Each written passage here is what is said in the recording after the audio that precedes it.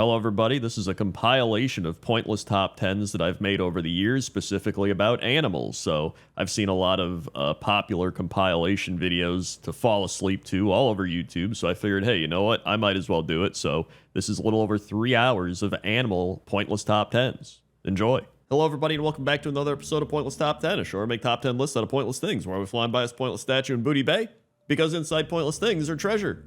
Let's begin. 10. Number 10 is Crunchy, and Crunchy is the baby crocolisk located at the Nessingwary base camp in Sholazar Basin, and Crunchy is also the pet of Dabar, who is the quest giver at the Nessingwary base camp that gives you quests to kill crocodiles. So that's kind of messed up. The quest giver that's giving you quests to kill crocodiles has a pet baby crocodile. Like, I don't know, there's something weird happening there. One funny thing about Crunchy is that if you're doing the quest where you have to shoot the apple off of the gnome's head, sometimes you'll miss and hit a bird, and then Crunchy will come over and grab and eat the bird. So, I mean, it makes sense, he's a crocodile, but that's pretty much it. He's just a small pet baby crocodile that sometimes eats birds.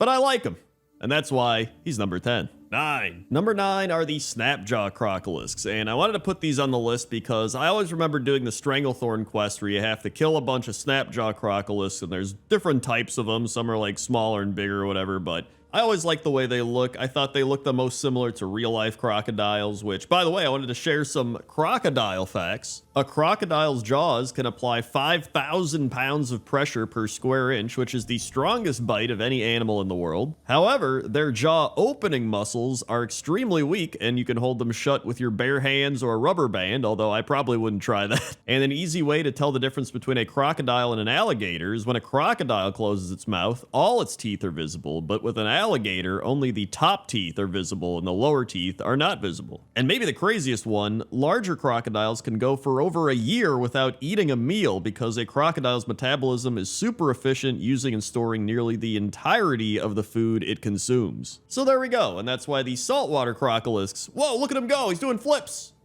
are number 9. 8. Number 8 are the engorged crocolisks located at Lake Kititata, which is a reference to Lake Titicaca, which I referenced in Pointless Top 10 Lakes in World of Warcraft, but this is one of the lakes that the Hosen often fish at to get, well, fish.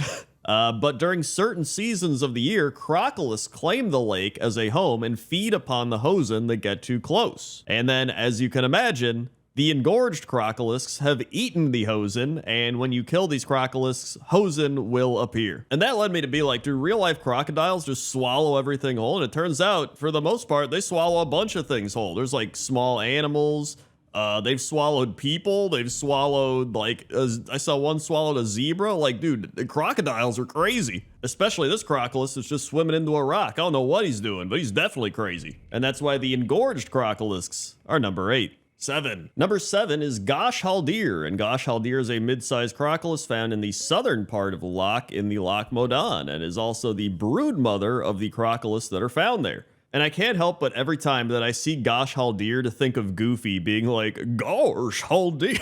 I don't know why, it's the Gosh. The Gosh just gets me, and I just think of Goofy, but Gosh Haldir is actually one of 2 crocolisks in the game to have a title, one of which might be on the list a little later in the video. And if you kill Gosh Haldir, you actually have a chance of getting the Loch Croc Hide Vest, which is a fantastic play on words. And it previously dropped in the Crate of Salvage and Big Crate of Salvage, which was removed in Cataclysm, then re-added in Salvage Crates. Then the Salvage Crates were removed, and now in Dragonflight, they once again dropped from Gosh Haldir. So I don't know why these have been like such a controversial thing. They're just like, get rid of the Salvage Crates, get rid of that Loch Croc Hide Vest. We cannot have that in the game. And they're like, you know what? Never mind, bring it back, bring it back. But whatever the case is, it's in the game now. So that's why Gosh Haldir is number 7. 6. Number 6 are the Dreadmaw Crocolisks, and these are the crocolisks found in the river that separates Durotar and the Barrens. And the reason I love these crocolisks is because this is where I got Crocky, my pet crocodile, way back in like 2005, which is the pet that Billy had from my old Machinima series. So I remember looking for a pet because I was an orc hunter running around, and everybody, they had boars and they had scorpions and they had, you know, everything. And I was like, you know what? I want a crocodile because I always like crocodiles. And so I went over and I tamed a crocodile, and it was pretty rare to find other players with crocodile pets back then. I don't know how many people have them now, But back then, I don't know if it's like because of min-maxing or whatever it might be, but I was just like, I don't even care about stats. I just want a crocodile pet, and so I got Crocky here. And now he's a staple character in the Crendor database. I don't know what else to call it. And he's a plushie. Everybody got their Crocky plushies. Thank you very much if you got one. Yeah, that's pretty much it. These crocodiles just look the same as some of the other crocodiles we looked at, specifically the saltwater Crocolisks, but that's fine because they're nostalgic, so that's why they're number 6. 5. Number 5 is Mahamba, and Mahamba is the Crocolis that I mentioned earlier that is the other Crocolis with a title, and its title is the Water Spirit, and it is a large Crocolis rare mob located on the east shore of Lake Nosferiti in northern Stranglethorn. They are one of 3 totemic spirits worshipped by the Bloodscalp tribe, whose members carry idols of the Water Spirit in the form of small Crocolisk leather dolls. The other 2 Bloodscalp spirits are Pagayan, who is the Fire Mountain Lion, and Sulkalu, who is the Earth Gorilla. And that's right, he's from Pointless Top 10 Gorillas, you may remember. Unless you haven't seen Pointless Top 10 Gorillas, in which case, you should go watch it after this. But Mahamba is the largest Crocolisk in Stranglethorn and is slightly larger than most Crocolisks in the game. And he's also a reference to Mahamba, a lake monster from the Democratic Republic of Congo that resembles a giant crocodile. I also just think he looks cool. He's got like a silvery blue body with really blue eyes and then like greenish yellow scales. I just think he looks pretty neat. Although I don't know what he's doing with that Crocolisk right there. Dude, Mahamba, what are you doing? Either way, Mahamba is number 5. 4. Number 4 is Horror Jaw, and Horror Jaw is one of the biggest and deadliest Crocolis found in the wetlands, and James Halloran wants his hide so that he can buy a new house for his family to dwell in. In his quest hunting Horror Jaw, he says, "I've been tempted to go after the big kill, the largest Crocolisk out there, Horror Jaw. His hide alone would be enough to get my family out of this hole. But I'm no fool. One mistake and I could lose a leg or my life. And then where would my wife and kids be? Still homeless and without a father to care for them. Please help me find Horror Jaw." But here's the thing. I think Horror Jaw is pretty cool. He's got this like whitish reddish skin and he's got red eyes and he's just swimming around. Like, I think he's pretty cool. And one of his abilities is called Bad Attitude, where he snaps back and damages at any target that strikes you for the next 45 seconds. So he's got a bad attitude and he's not afraid to use it. And he's got a cool name. So that's why Horror Jaw is number 4. 3. Number 3 is Lockmaw, and Lockmaw is the third and optional boss in the Lost City of the Tolvir dungeon. He is a joint encounter with the Pygmy Chieftain Augh, A-U-G-H. I don't know how to say that. Who is also a separate boss on the heroic difficulty. I also really love all the little crocodile statues around here. There's like some obsidian ones, there's like some stone ones, there's just a lot of really cool crocodile statues. I love those. And I decided to put Lockmaw at number 3 because there's not many crocodile raid bosses in the game, number 1. And number 2, I think he does have a cool color scheme. He's got like some purplish reddish feet and purple fins. They almost look like onyxia colored fins, although maybe I'm reaching a bit. He's got the red eyes, and I don't know, I think he looks pretty cool. And so from those factors of cool statues in the area, being a raid boss, and looking pretty cool, that's why Lockmaw is number 3. 2. Number 2 is the Cold Bite Matriarch, and the Cold Bite Matriarch is awesome because of how it looks, pretty much. I'm sure it doesn't feel very good, but it is corrupted by the Shah. And you can see here, it is a corrupted Crocolis type of thing, which I think is one of the coolest looking Crocolis in the game. And one of the parts that sucks is that if you try to tame this Crocolisk, it actually doesn't look like this. It'll go back to being a normal Crocolis because I guess it's not really corrupted by the Shah energies anymore. I don't know, but I wish we had a Crocolis that looked like this. Like, this would be an awesome pet to have. There's even the little baby Crocolis that are corrupted. Why don't we have baby Crocolis corrupted by the Shah? Even though I'm sure they're going through a lot of pain and anguish or something, but they look pretty cool. But I wanted to put these on the list because, number 1, I never really put many things from the Dread Waste on this list. I think there's actually been 1 or 2 things, like a bridge or something, but I really love how unique these Crocolis are. Like, there is nothing else like them in the game, even if it is because they are corrupted. So that's why the Cold Bite Matriarchs are number 2. 1. And number 1 is Chomps, and Chomps is a baby Crocolis that's located in the lower city part of Shatrath City, and he chases around a bunch of unattackable chickens in circles. And that's really it. He just chases chickens in circles. You might be like, Crendor, how is this number 1? Well, I like it. To me, this is what I love in World of Warcraft, where I'm just like going around places. Like, I was just looking for crocodiles and I ended up being in Shatrath, and I went down here and I was like, this guy's just chasing chickens around in circles. This is awesome. And like, it's just, to me, it's just so goofy to see this, especially in Shattrath City. And I've never really paid attention to this before. So I was like, man, this is a perfect pointless top 10 thing. And I was like, you know what? This might be the pointless top 10 thing. And it is. And that's why Chomps is number 1. 10. Number 10 is Talut. Talut the Kodo. I don't know how you say it, but it's one of those. Possibly a reference to Talut from the Mammoth Hunters, according to somebody on Wowhead. But he's just a good guy. He's drinking some water. He's, I guess, waiting for his owner, or I don't know what he's doing. He's just kind of chilling here. But I always remember him from Zangarmarsh, so I was like, hey, that's a Kodo that's pretty notable. I think a lot of people have seen him, but I don't think he has any other notoriety outside of that. So I figured this would be a good time because of that to talk about what are Kodos. So Kodos are massive reptiles with hardly visible scales and thick leathery skin that ranges in color from sandy brown to black. Most Kodo have a large horn that sprouts from their nose, and some are even covered in woolly hair. Kodo range across central Kalimdor, but are particularly prevalent in Mulgore, after they were brought there by the Tauren during the Third War. Also, the name Kodo is probably derived from Japanese taiko drumming band Kodo, especially since orcs used Kodos to carry war drums into battle. So there you go, a little bit of Kodo facts, a little bit of Talut, and that's why he's number 10. 9. Number 9 is the Brewfest Kodo, and the Brewfest Kodo is a mount that you acquire from killing Corin Direbrew in Blackrock Depths during Brewfest. It appears that it has about a 3 to 14% drop chance, which sounds about right. This is also a mount that's more coveted amongst Alliance because you can't really get Kodos on Alliance, while Horde, you can usually get a decent amount of Kodo mounts. Fun fact, this actually dropped on our first Corin Direbrew attempt last year in Classic WoW, and I won the mount, so it was pretty cool. But I really do love this mount. I love the armor of the mount, I love the colors, I love the little mugs on the armor plates, I like all of it. And if you read the mount journal, it actually says Corin Direbrew won this prize after drinking a Tauren druid under the table, and the druid was in bear form. It was one of Direbrew's proudest moments. So there you go, a little lore fact if you never read the Mount Journal about the Brewfest Kodo. I do know they're making some changes to Brewfest this year with Dragonflight, so that's pretty exciting. Hopefully they actually update literally anything about it. But as for now, the Brewfest Kodo is number 9. 8. Number 8 is Tavgren's Kodo, and Tavgren's Kodo is the Kodo of Earthbinder Tavgren, who is a Tauren quest giver in the Cenarian Thicket in Terakar Forest. He was actually one of the 2 survivors of the destruction of the Cenarian Thicket Druid Enclave, and he was away on a survey of the Bone Waste during the attack. The other survivor was Warden Treelos, who was present when the devastation occurred and was driven insane by it. But his Kodo is great. He's a tan, yellowish Kodo with brown spots, and he carries a bunch of stuff on his back.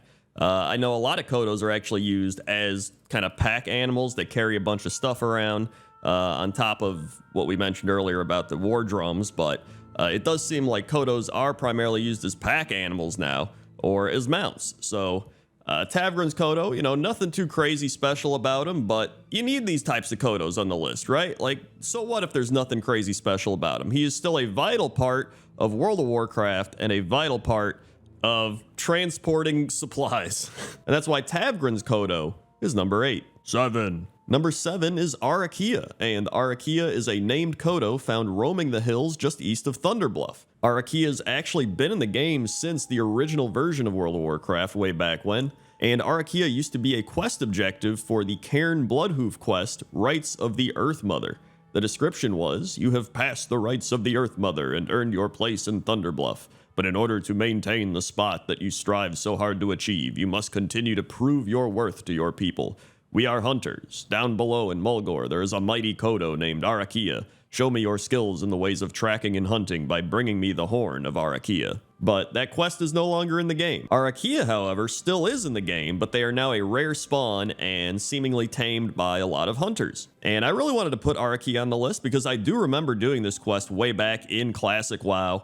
And I do remember seeing Arakia all the time just questing in Mulgore. So to me, Arakia being one of the most notable Kodos in Mulgore, which is one of the most Kodo-rich territories in World of Warcraft, is good enough for me to put them at number 7. 6. Number 6 is Kapik, or Kapik, I'm not sure how you say it. and they are Sunwalker Dezco's riding Kodo. And if you don't know who Sunwalker Dezco is, he is one of the most notable Tauren lore characters in the game, outside of like Bane and Cairn Bloodhoof. Sunwalker Dezco is a prominent Tauren Sunwalker and the chieftain of the Dawn Chaser tribe. He was dispatched by Bane Bloodhoof to the myth-shrouded land of Pandaria. He's a quest giver and major character during the Krasarong Wilds storyline. In fact, he ends up being in Warlords of Draenor, Legion, Battle for Azeroth, and Shadowlands. And maybe my favorite thing about Sunwalker Dezco is that he says, like many World of Warcraft players over the years, he has fallen off the Thunderbluff elevator on more than one occasion. So I love that. He's keeping it real. Maybe he's also checked out Pointless Top 10 Elevators, which I'll put up in the cards up there. Sorry, shameless plug. But more importantly is his Kodo. Kapik or Kapik is really cool. They've got a custom set of Kodo armor that you don't really see anywhere else in the game. They've got like crazy totems with faces and fire coming out of their eyes. They've got kind of this sun theme going. It's almost like a cool sun because it's blue and red. You would think it would be like yellow and orange, right? But it's a really cool Kodo. And it's one of those Kodos that doesn't really get much attention because it's just chilling in the Krasarong Wilds, and I don't think you really see it in many other parts of the game that he goes to. This seems to be the only time that you see Kapik or Kapik. And so when I came across this Kodo, just doing mount farming stuff, I was like, dude, that's pretty cool.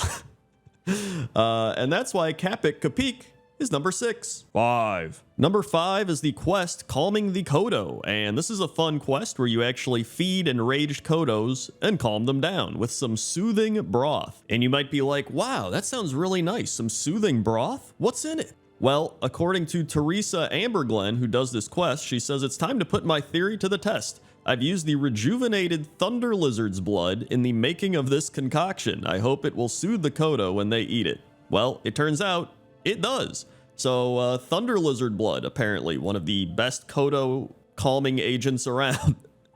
But this is just a fun quest because you put some soup down and they run over and eat it, and they're like, brah. They eat it in like one bite too, and then they're good to go. Apparently, a lot of people find this quest annoying because the Kodos do take forever to spawn, so if other people are doing it, it's a bad time. But if you're just there doing it alone, it's great.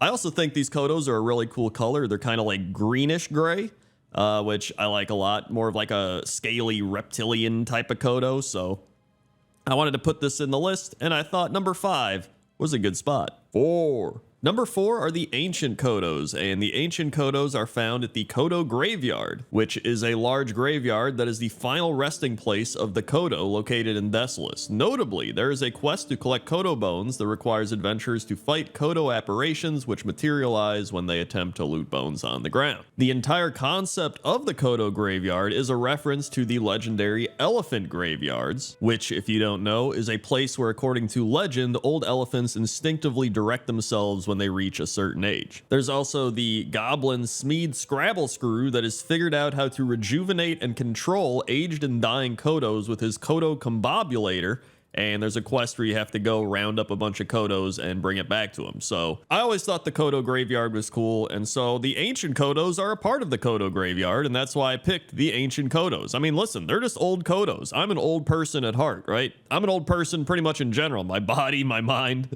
The only thing that isn't old about me is my age. So that's why the Ancient Kodo is number 4. 3. Speaking of the cycle of life, number 3 is the Baby Kodo, the Kodo Calfling. And the Kodo Calfling is the pet of Gef, and the Calfling will follow Gef around, but that's pretty much it. And if you're wondering about Gef, if there's anything in particular that's important about Gef or any crazy stuff, nope, he's just some orc kid wandering around. So it's really just some random kid and his pet Kodo. And I love that, man. Like, these are the things that I really enjoy finding in Pointless Top 10. You know, just the actual pointless things in the game that truly are treasures, right? Like, this kid's just wandering around with his Kodo, and they're having a great time. And sometimes that's all you need, right? Sometimes you're just walking around the world, and some people will be like, oh, this isn't really a part of the game in terms of like questing or collectibles. Why is it here? Well, it adds depth to the world, right? Like, it adds something. The pointless things truly do add something. And he's cute. In fact, I'm surprised that we don't have more Kodo Calflings. You know what I mean? So that's why the Kodo Calfling is number 3. 2. Number 2 is Brewtusk, and Brewtusk is a Kodo at the Morshan Rampart in Ashenvale, and he's part of the quest chain for Got Lumber, which is this big quest chain where you have to go on the offensive and strike Ashenvale with the Horde, and at the end of it, Brewtusk actually dies, and it's a big sad thing, and they're like, Brewtusk, no! So if you just don't do the quest, Brewtusk lives. Brewtusk only dies if you do the quest, you know what I'm saying? So I mean, just don't do the quest and he'll just be chilling there all the time. It's a foolproof plan, or a foolproof, I never know which one it is. But either way, Brewtusk actually looks really cool. He kind of has the Brewfest Kodo vibe going on, but without all the crazy, you know, the beer mugs and like all that stuff. But I mean, listen, man, this guy is a war-torn Kodo. Like, he has seen battle. Obviously, there is a timeline where he dies, but we're not going down that timeline. And that's why Brewtusk is number 2. 1. And number 1 is Dodonga the Kodo in the Ungoro Crater. And in Classic WoW, Dodonga gives you the quest, Dodonga is hungry, and you have to bring her 15 blood petal sprouts. Dodonga is also very likely a reference to the original Legend of Zelda game. The wise man you find in the dungeon says something along the lines of, Dodongo dislikes smoke, and if you go to one of the NPCs by Dodonga, they say, I know, Dodonga dislikes smoke. However, when the Cataclysm hit, Dodonga was killed. This is just the classic Blizzard just killing something off for no reason. I'm just like, dude, what? So sadly, Dodonga is buried at Dodonga's grave. However, the ghost of Dodonga appears during the Ungoro Madness event. So you can still see Dodonga, but only for like 3 days out of the year. And she's a ghost.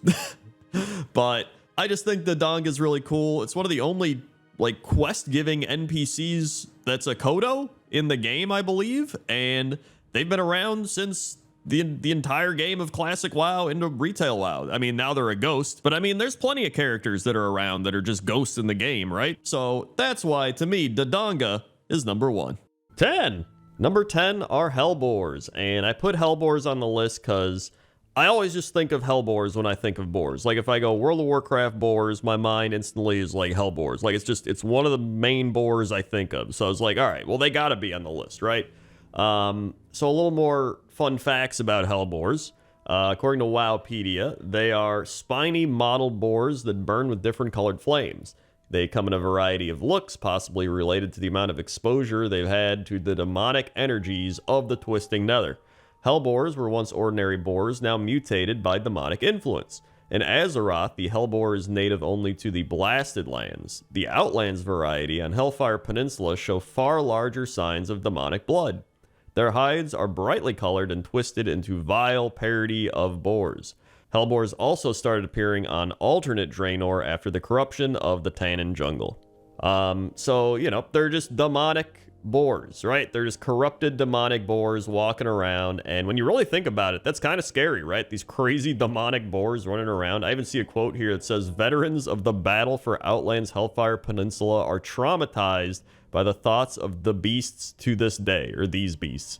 From Mount Journal entry for Death Tusk Fellboar. So yeah, these things are scary. And they're also number 10. 9. Number 9 are Fellboars, and you might say to yourself, Crendor, Fellboars look a lot like Hellboars. And that's because they are. Fellboars are Hellboars found in Shadow Moon Valley. They can go into a frenzy, and when they do, they grow, turn red, and deal increased damage. So, listen, I'm not going to lie to you.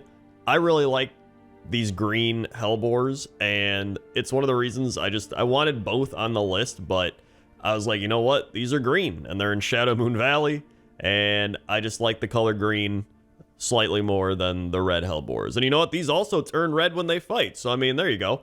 Also a fun fact, Oranok Tornheart has managed to domesticate a few to help him farm for tubers.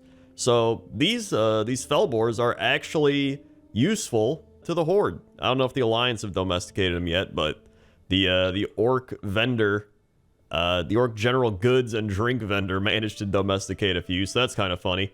I was just thinking of the contrast, like somebody, like we just mentioned, was like, these are the most dangerous creatures I've ever seen in my life, and then, meanwhile, this dude's like, yeah, I got one as a pet. He, like, finds tubers. And that's why they're number 9. 8. Number 8 is Puffer, and Puffer is a boar that is one of Rexxar's companions located in Breaker's Crown in Gorgrond. And Puffer is actually a name that is likely a reference to Huffer, that is Rexxar's boar companion in the main universe. So if you look up Huffer, Huffer accompanies Rexxar in the Blade's Edge Mountains, where he helps a Horde adventurer steal Grolek's sack by leading Grolek on a merry chase to distract him. And when Rexxar is assigned as a combat ally in Legion, Huffer can be summoned to accompany them. And Huffer is the companion in the Hearthstone Animal Companion card when you play Rexxar's Animal Companion thing. But Puffer is the new edition, I guess, of Huffer. And you get it, like Huff, Puff. I get it.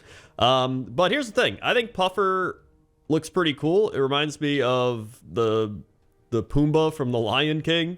And I think Pumbaa, or I mean, I think Pumbaa's got the best skin, folks. And that's why I say Pumbaa is number 8. 7. Number 7 is Princess the Boar, and Princess is in the Stonefield farm in the Elwyn Forest, and is one of the oldest boars in the game, pretty much, next to all the other boars. She was way back in Classic WoW. She used to have 2 pigs that followed her around and protected her, but now it's just 1. That was changed in patch 2.3. In Cataclysm, she moved from Brackenwall Pumpkin Patch to Stonefield Farm, and no longer has an entourage, and got a new model with a ribbon. And then in Legion, scaled from level 4 to 20, previously was level 9. So Princess has changed quite a bit over the years.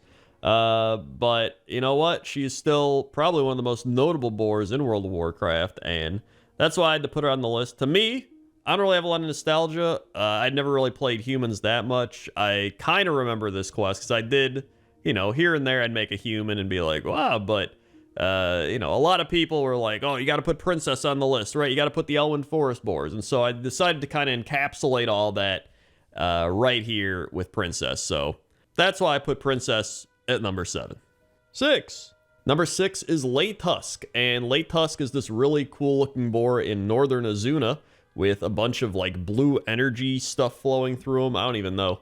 But they're a part of a quest for a feast fit for Odin, where you have to acquire Thunderhorn Flank, Spine Sever Spine, and Laytusk Steak. But aside from that, I think Laytusk is just a really cool, unique looking boar.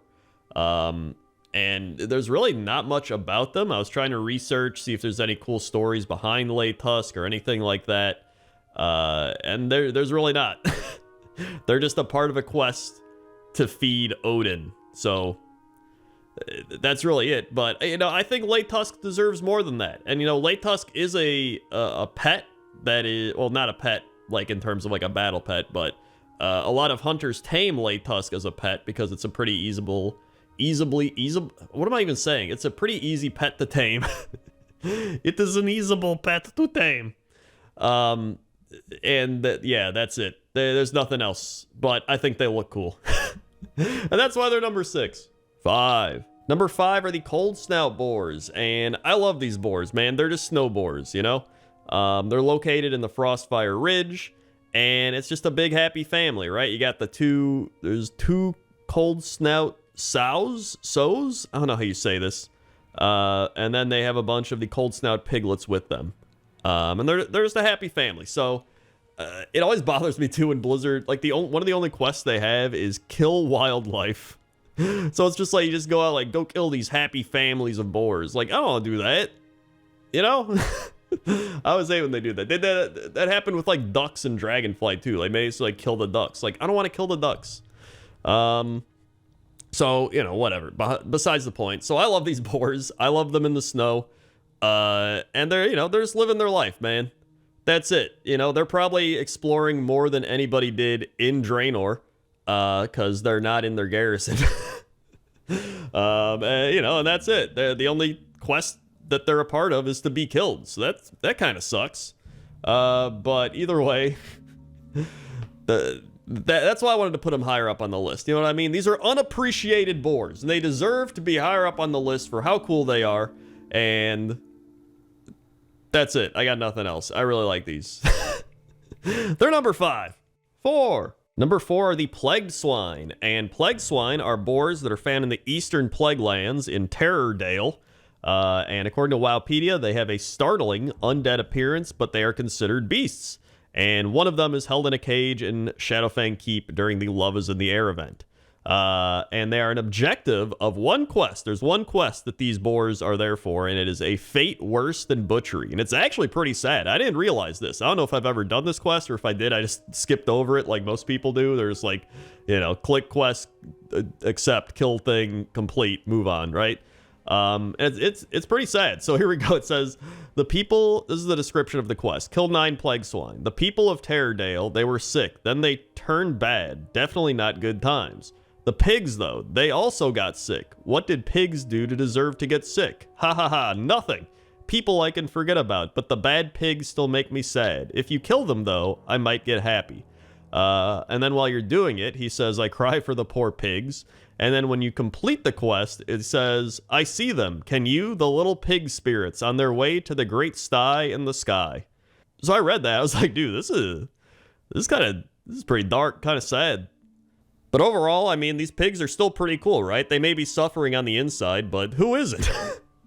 And, you know, they got pretty cool lore, you know? I mean, they've probably got better lore than some of the characters in Shadowlands and Battle for Azeroth. So, overall, great boars, and they're number 4. 3. Number 3 are the Crag Boars of Dunmorrow, and I picked the Crag Boars because, first, I love Dunmorrow. So part of it's tied into the zone. Again, you know, snow boars, even though they're not really like snow boars like the previous ones were. But I needed some sort of starting zone boar. And obviously, all of them are very nostalgic. You know, people always mention the Elven Forest boars or the Durotar boars or the Night Elf Zone boars, right? There's a lot of boars. But for some reason, I think these just stand out above them all to me. And I don't know if it's because of Dunmorrow, but I think it's because of the beer-basted boar ribs quest. I'm not even gonna lie. I think that quest specifically just always stands out in my mind. I even mentioned it in one of my first videos I ever made. The It's a Hard Gnome Life video back like 14 years ago. My God. And, you know, I think that is the reason. I think it just stands out. So, I mean, that recipe, I think it's even made it into the WoW cookbook. But, you know, aside from that, you know, I think the boars do look cool. They got models updated in Shadowlands, so they do look better than they used to. And, you know, they're your standard boar, but there's something nice about that. Something very nostalgic, very simple, and that's why I had to put them on the list, and I figured number 3 was a good spot. 2. Number 2 are the Shardhide Boars, and Shardhide Boars are found in the Blades Edge Mountains, and believe it or not, are Hellboars. So you might be like, Crendor, this is the 3rd Hellboar you've put on this list. And you know what? You'd be correct. But I think they have the best color scheme. Like, I really love the kind of purple skin with the green eyes. I think it's really cool, and I think it fits the Blades Edge Mountains in this area. I just love it. And so, maybe I just really like Hellboars. Maybe that's what we're getting at. But, you know, some people are going to be like, you just put 3 Hellboars on the list. This is blah, blah. There's so many other boars you could have included. Listen, all right, I get it. But this is the point of the list, is that there is no point. This is a pointless list. A lot of people get that confused. They're like, are these the most pointless boars in World of Warcraft? No, the boars themselves are not pointless. The list is the thing that is pointless. And so a lot of people get confused with that because, you know, the whole reason I made this series is because everybody's making top 10 lists, like top 10 things you won't believe that, right? And so I was like, well, I'm going to make my own list, but I'm going to just straight up be like, yo, this is a pointless list, right? These are just dumb lists that I'm making that don't really matter. So if I put some Hellboar at number 2, that doesn't matter because it's literally just my list in my opinion, which, you know, is pointless. And that's the point. Is that there is no point. So they're number 2. 1. And number 1 is Loshal the Boar. And Loshal is maybe one of my favorite number 1s we've ever done for a pointless top 10. Because when I found Loshal, it actually blew my mind. And I'm sure there's many of you out there that it's going to blow your minds as well. Because I was like, I didn't even know this existed. So when I was looking for boars, I was like, let's see, Loshal, never heard of them. And I saw it was in the starting zone. And I was like, what? And then I went there and I couldn't even find him. And then I realized he's just this tiny boar running around. And I was like, what? Like he's smaller than a hare, like a literal rabbit. He's smaller than a rabbit. And so I looked it up, and apparently he is the object of the defunct quest Swine Hunting, which was intended to teach hunters how to use track beasts. And it just never made it into the game. But for some reason, they're like, just keep Loshal in there. So they made this quest where you learn how to track beasts, and you would probably, you know, try to find Loshal or like click on him or something like that. And then they just didn't do it, but they just kept him in running around. And so he's just been running around till this day. And I feel like a lot of people just don't even know he's there.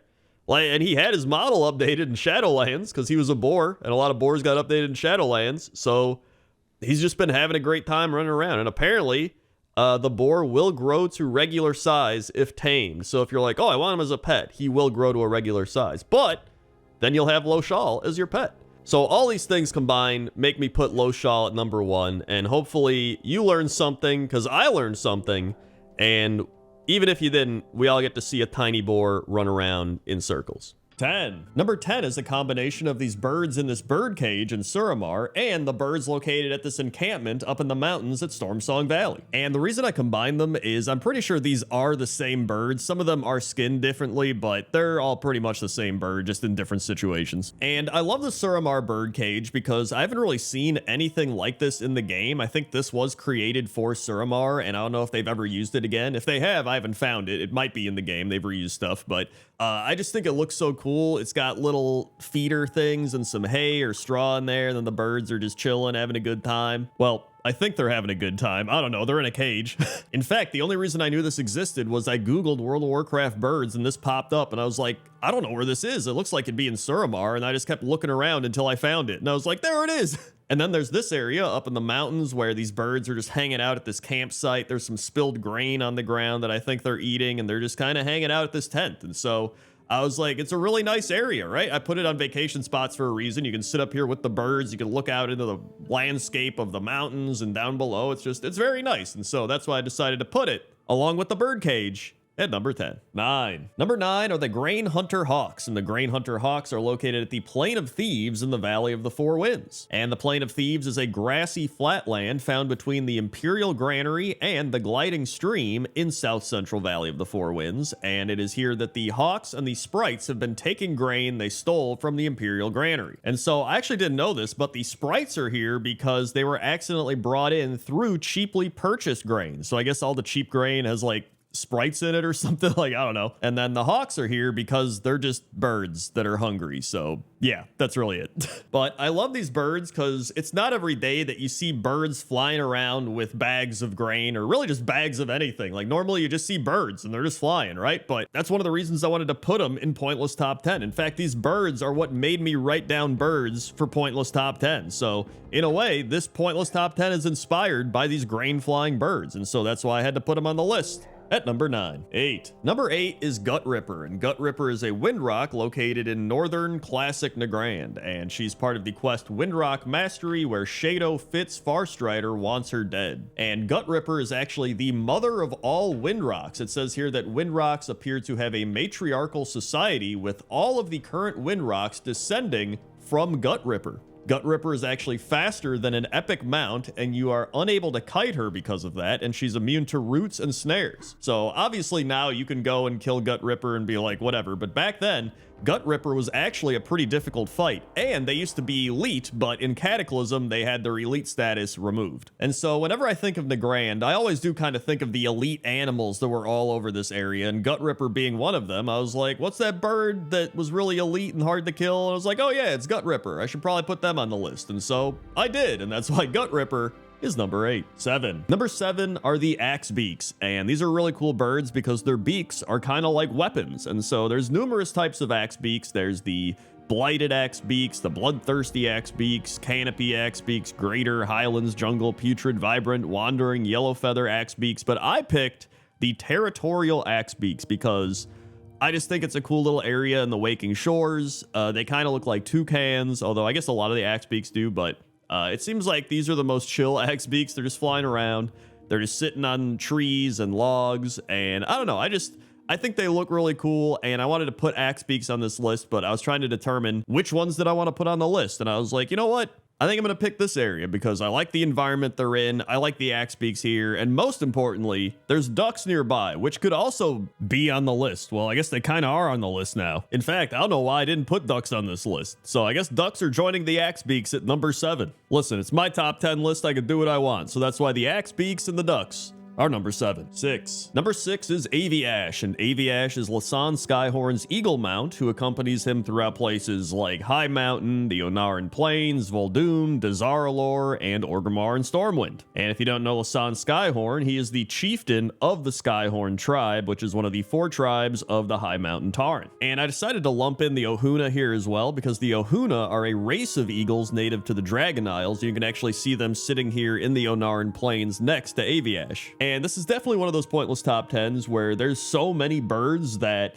I don't mind combining some birds with others because they're, you know, kind of similar, they're near each other and stuff, because there's a lot of birds in this game, all right? When I was looking for top 10 birds, I was like, I could probably make 10 or 20 lists of birds. Like, there's so many birds, but I don't know. I think Aviash is really cool. The fact that it's like this great eagle mount and the Tauren rides around on this great eagle mount. Like, I just think that's pretty sick. So that's why I decided to put Aviash and the Ohuna eagles at number 6. 5. Number 5 are the Kakapo, and the Kakapo are flightless parrots with long lifespans that hop around on the ground and shake fruits from trees. And I just love the way these move, just the way they hop, and they're just like doop, doop, doop, doop.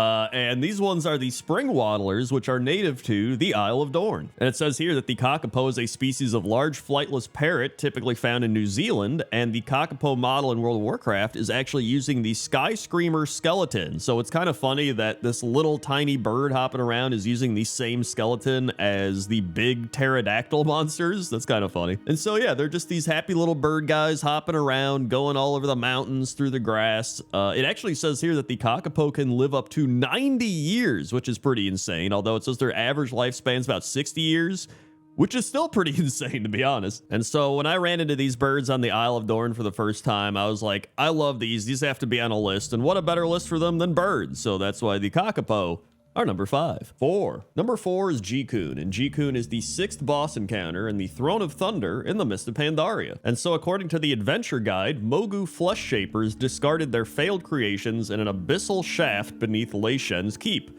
The reek of decay lured many scavengers to the refuse pit, including the great G-Kun. Ruthless and cunning, the monstrous bird devoured her rivals one by one until she held sole dominion over the shadowy tunnel. And so that makes G-Kun pretty awesome in my mind. Like, out of all the birds in World of Warcraft, this monstrous bird just is like, yo, there's like some decaying stuff here to eat. And they go down here and they fight off all the other scavengers trying to get everything and then just take it over. And now this is their domain. I also think this area just looks really cool, the boss room in general. I also wanted to do a top 10 boss rooms or raid rooms or something like that, so that'll probably happen in the future. But I think G-Kun's great, definitely one of the best birds in World of Warcraft, maybe one of the most powerful birds, and so that's why they're number 4. 3. Number 3 are the parrots that belong to Tan Lotus Wind in Ediport in Drustvar, and they're named Barry, Clear Skies, and Jade Hurricane. And so each parrot is a different color. You've got red, green, and blue. And if you talk to Tan, he says, Tornsail and his people are bad for business. If it gets much worse, I might just take my birds and leave. And then he says, parrots are far more intelligent and interesting than a kite, even if they scream for fun sometimes. And so I think they got their names based on their color. I feel like Berry is probably red because, you know, a lot of berries are red. Clear Skies is blue because the sky is blue. And then Jade Hurricane is green because Jade. And after you finish a bunch of quests here, you actually get to have him become the flight master for the area with his birds sitting around. So that's pretty cool. Also, shout out to Miranda the Falcon, who's a cool falcon that's tied up by a ball and chain, and then you end up doing a quest where you free her, and then she just chills here pretty close to the other birds. And so that's why Barry, Clear Skies, Jade Hurricane, and Miranda the Falcon are number 3. 2. Number 2 is the chicken playing a troll guitar located in the Valley of the Four Winds. And if this isn't a pointless bird, I don't know what is. Like, he's just randomly here. He's holding this guitar that, like, he's not even holding. Like, he's moving around, but the guitar is just staying completely static. Like, he's not moving the guitar. Like, look at that. It's It's such a weird looking thing. He's got a little cup for tips, so you can walk by and toss a, you know, silver or a bronze piece in there, maybe a gold if you're feeling crazy. And I mean, the guitar is pretty cool. It's got this totem troll look to it. It's got some glowy fire stuff coming off of it. It's got little bones that are stringing stuff together. Like, overall, the guitar itself is pretty cool, then the chicken's just here as well, but it's the weirdest thing because you would think that he would be holding it, so it must have been some developer created this and then did it as a joke. Like, I have no idea, but I think it's amazing, and so that's why the chicken playing a troll guitar is number 2. And number 1 is Pepe, and the more I thought about it, the more I was like, I think Pepe does deserve to be number 1 on this list. Like, he's definitely the most well-known bird in World of Warcraft. Everybody has probably seen Pepe, if not, you know, interacted with Pepe. He's got various types. You've got Pirate Pepe, you've got Viking Pepe, you've got Ninja Pepe, you've got Knight Pepe, and then you've just got normal Pepe, who's also great. And Pepe was created by 3D artist Jordan Powers, who I did interview for one of my WoW interview videos, and he created Pepe almost 2 years prior to the release of Warlords of Draenor to help breathe some life into a 3D project. Powers began including the little bird in all of his work, later giving him a name and eventually a personality. And out of all the versions of Pepe, I wish they would have used Monstrous Pepe, which was going to be a Hearthstone card for kobolds and catacombs, and it was just like Pepe with this giant ripped like ogre bird body, and then they decided not to use it for whatever reason. I don't know, but I thought that was the best one. So overall, Pepe, easily the most notable bird in World of Warcraft, and that's why he's number 1. 10. Number 10 is the rare elite Devilsaur riding on the back of Epicus Maximus. And if you don't know, Epicus Maximus is an elite flying shark equipped with 2 rockets and a laser beam that is flying on the northwestern edge of Nazjatar above the big water walls. On top of him is Rock On, who's an elite Forsaken with the Arcanite Reaper, and he's just jamming out on the dinosaur's back. And Epicus Maximus and crew are also part of the Brawlers Guild back in the day. And I'm sure there's gonna be some people like, Crendor, how's this not higher up on the list? Well, I thought about putting him higher up, but I was like, a lot of the glory is going to Epicus Maximus here, right? Like, he is the shark, he's the named one, he's got all the weapons attached to him.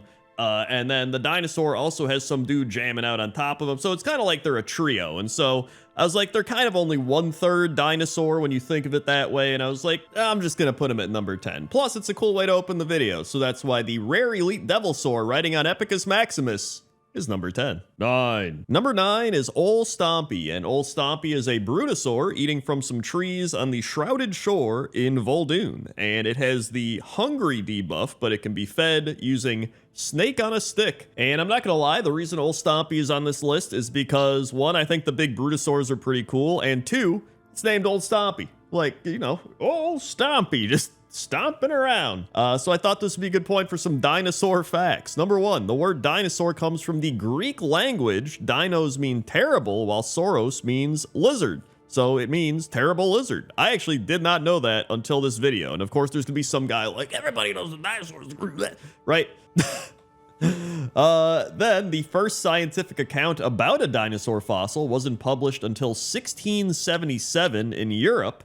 And the oldest dinosaur is the Eoraptor, and this omnivore was part of the sauropod family and lived approximately 230 million years ago in what is now known as Argentina. So there you go, some cool dinosaur facts, and Ol Stompy, and that's why Ol Stompy is number 9. 8. Number 8 are the pterodax, and specifically the frenzied pterodax, because there's a lot of pterodax in the game, but I like the Ungoro Crater frenzied pterodax the most. And I was reading Wowpedia about some pterodax facts, and dude, some of these pterodax facts are insane. I didn't even know these. So pterodax eggs are incubated underneath the fossils of their forebears, allowing the hatchlings to absorb their ancestors' ferocity and intelligence.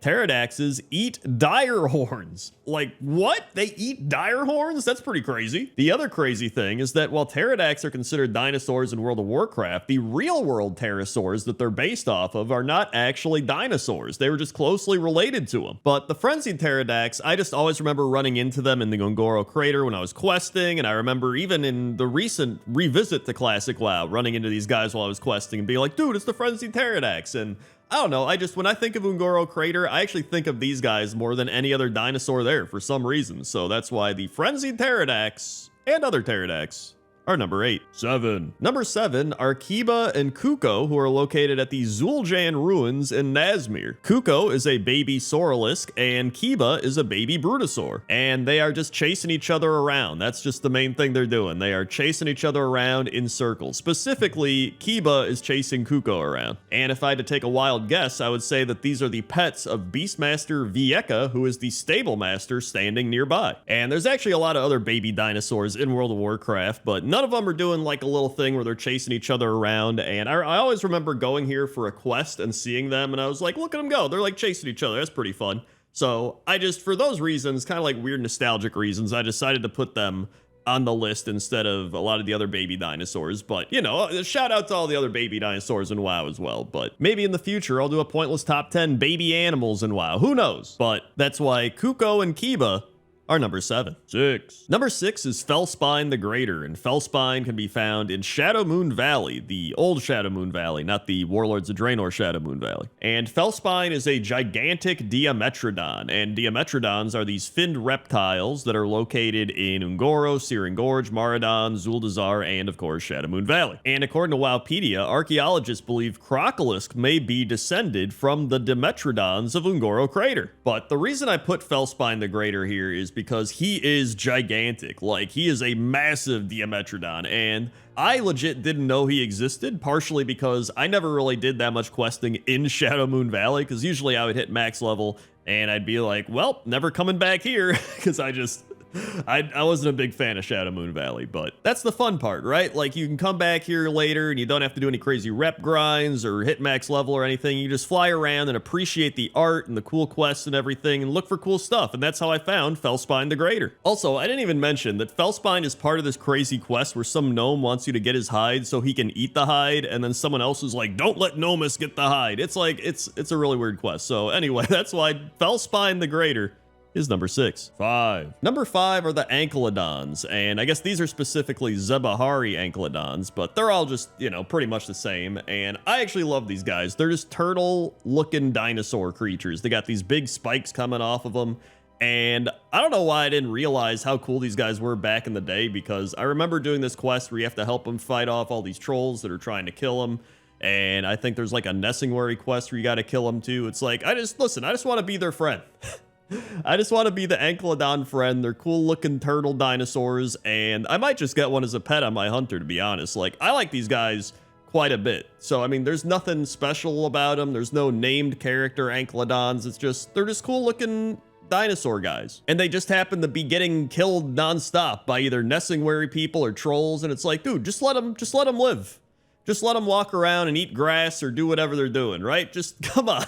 So that's why I put them higher up on the list, because I feel like they are an underappreciated dinosaur in World of Warcraft. And that's why the Ankylodons are number 5. 4. Number 4 is the Brutosaur that's being fed a big tree branch by these troll kids named Lexi and Team. And the reason this is so high up is because, number 1, I think it looks funny that they're feeding them this giant branch. And number 2 is this is a reference to Jurassic Park. And in the scene, they're sleeping in a tree, and then this Brachiosaurus starts eating these leaves in the tree they're sleeping in, and they're like, get away! And then they're like, wait, hold on, it's a friendly dinosaur. And then they start feeding it branches and leaves from the tree. And then they're like, whoa, I want to pet him now. And then that's the scene. And then it ends up like sneezing on him at the end. So I don't think there's any sneezing references here, but this is a reference to that. And I do still think it's funny that this little troll kid is just picking up this giant tree branch like it's nothing. So that's why the Jurassic Park reference dinosaur is number 4. 3. Number 3 is Tyrantus, and Tyrantus is a giant devilsaur found wandering around in Eco Dome Farfield in Netherstorm. And there's a few reasons I picked Tyrantus. Number 1 is Tyrantus is the only devilsaur in Outland, which is pretty cool. It shares its name with another devilsaur on Azeroth, which is Tyrantus, located in the Ungoro Crater, specifically in the Slithering Scar. And that Tyrantus appears during the Ungoro Madness micro holiday. And it's also just weird to see a giant devilsaur in Netherstorm. It's just not something that you would expect. And for this video, if you couldn't tell, I've been trying to do a variety of dinosaurs. We have the Diametrodons, the devilsaurs, the pterodactyls, like all these different types, the Brutosaurs, because I didn't realize how many dinosaurs are actually in World of Warcraft. Like, we probably could have subsections of dinosaurs, like Pointless Top 10 Raptors, which maybe that will happen one day, but right now it's just dinosaurs, so that's why Tyrantus is number 3. Number 2 is Janny the Trash Raptor. That's right, Janny is the Loa of scavengers, and Janny looks out for people that others might be throwing away or ignoring, such as the orphans and the poor. He can be found by interacting with the mysterious trash piles all over Zandalar. And Janny has many names, some of which are Patron of Scavengers, the Lord of Thieves, the God of Garbage, the Master of Minions, the Keeper of Secrets, the Ruler of Rubbish, the Master of all things discarded and unwanted, and the Loa of discarded things. And according to Wowpedia, Janny appears to be very protective of his children, as well as being quite the trickster, polymorphing those that hurt his children to humble them while laughing at their expense. And so I knew I had to put Janny on this list. I just didn't know where. And number 2 ended up being the spot because I was like, Janny was probably one of my favorite characters from Battle for Azeroth. It was just fun clicking on the trash piles and having this weird raptor be like, yeah, you idiot. And it's just, oh no, it was a fun time. So that's why Janny the Trash Raptor is number 2. Also, before we get to number 1, I wanted to give a quick shout out to Larry the Raptor, who is my leveling pet from my WoW leveling series over the decade that I've been doing it, as well as the Raptor plush that I always considered to be Larry the Raptor that I have one of in real life. So that's number 1.5. And number 1 is, speaking of raptors, Subject 9 and Subject 4. And according to Wowpedia, Subject 9 is a sentient raptor attempting to engineer an escape from the secret lab in Azshara. Imported from the Barrens, she could be found as a hatchling at the KTC headquarters in Kazan, where she was made intelligent by Hobart Grapplehammer. She was bred with Subject 4 in order to create a unique race of cognitively superior raptors. She now plans to leave Azeroth with her children and colonize a new world. Meanwhile, Subject 4 is walking around and he has a hyper-accelerated suspension beam that he levitates people with and blasts them with arcane damage. But the best part of all this is Subject 9 actually succeeds in her plans and creates a rocket in which you help her light and she takes off for, I guess, space. So maybe she's in Outlander somewhere. I have no idea. I think Blizzard really does need to focus in and tell us the important lore of the game. Forget Anduin and all that stuff. Please just tell us where Subject 9 is. It's what we all need to know. And that's why they're number 1. 10. Number 10 are the Buffonid frogs. And the Buffonid frogs, or Buffonid frogs, I don't know how you say it, are frogs located in Zareth Mortis, and they're kind of like robot frogs, but this is one of the coolest things that's come out of Shadowlands, to be honest. It's actually a reference to the family Buffonidae, which it says here on Wikipedia, a true toad is any member of the family Buffonidae. However, this is just like turtle and tortoise, because just like how all tortoises are turtles, not all turtles are tortoises, but every toad is a frog, but not all frogs are toads. The main point here being that all of these Buffonid frogs are a reference to that. So there are a lot of them. There's accelerated Buffonids, there's overgrown Buffonids, there's patient Buffonids, bounding Buffonids. There's like 20 different types, and there's venomous, dimensional, bounding. There's a whole bunch of them, but I love these guys. Like, they straight up are just big robot toads, you know? Like, look at them. They're croaking around.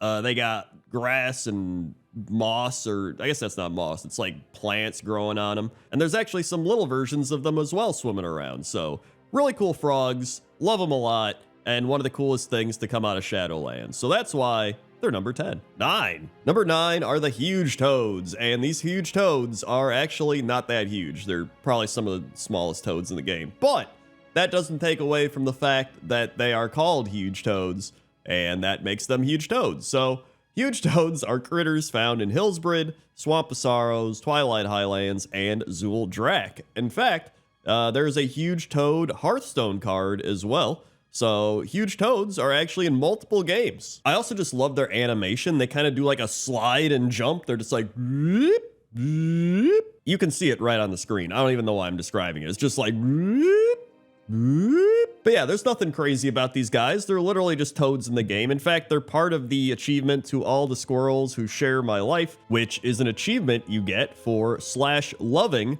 a bunch of different critters, which are the Arctic hare, fjord penguin, glacier penguin, huge toad, mountain skunk, scalazar, tickbird, hare, borean marmot, fjord turkey, grizzly squirrel, lava crab, scalawag frog, and tundra penguin. So go find those critters in the game, give them some /love, get yourself an achievement, and see the huge toad in person. Well, in game, in person, you know what I'm saying.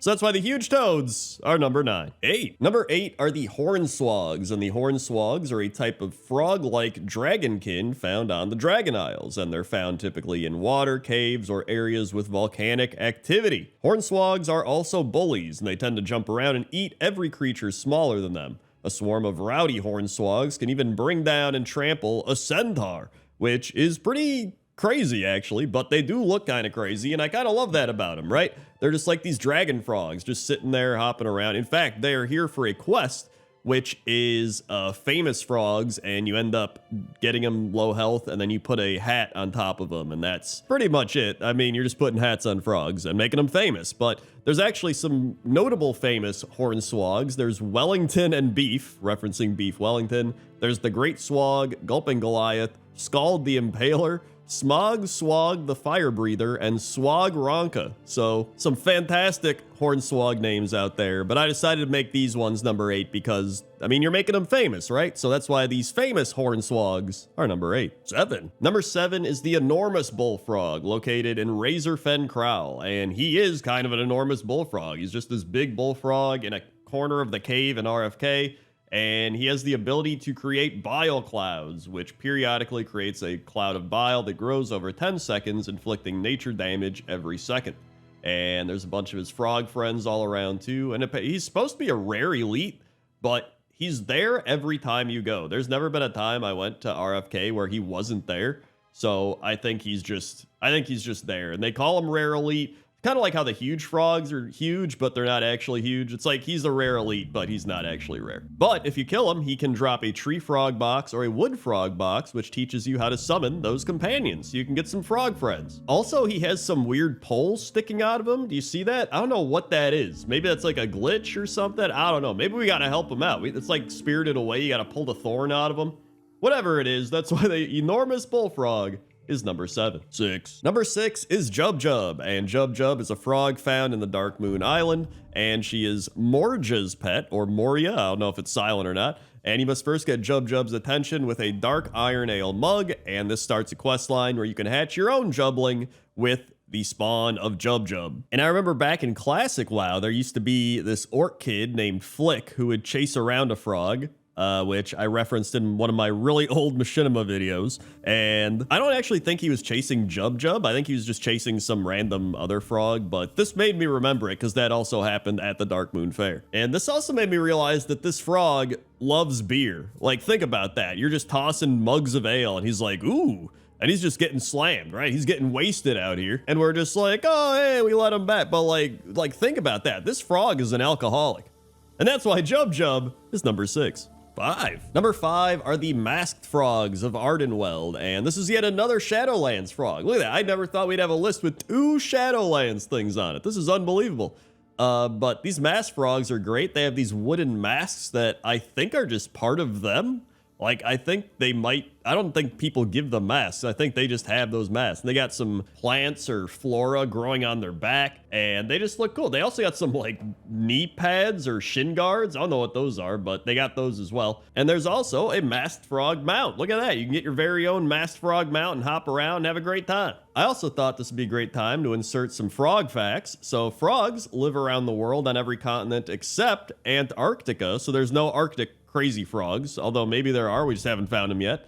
A group of frogs is called an army. A frog's bulging eyes allow it to see in front, sides, and partially behind it, and bullfrogs can be heard up to a mile away. And frogs don't drink water. They absorb water through their skin, which is pretty awesome. And that's why the masked frogs are number 5. 4. Number 4 are the pond swallow frogs, and the reason I love these frogs is there's a bunch of them doing their own thing, which sounds like what all frogs would be doing, but these ones specifically are doing their own thing. So they're located primarily in Legion, in Azuna, and there's one that's just chilling in some water by himself. There's one that's chilling by some murlocs, and they're not even bothering him. He's just like having a great time. There's one that's just chilling in a carriage, like straight up. He's just chilling in a carriage, waiting for a prince or princess to come kiss him or something. I don't know. There's one that's hopping between rocks. Like, these are just some great frogs. And you know, I mean, again, they're not anything special. They're not like a crazy frog. They're not some elite rare frog or some giant frog. They're just normal frogs. And I love how cool they are by being normal frogs. You know what I mean? Sometimes the most normal frogs are the coolest frogs. And so that's why these pond swallow frogs are number 4.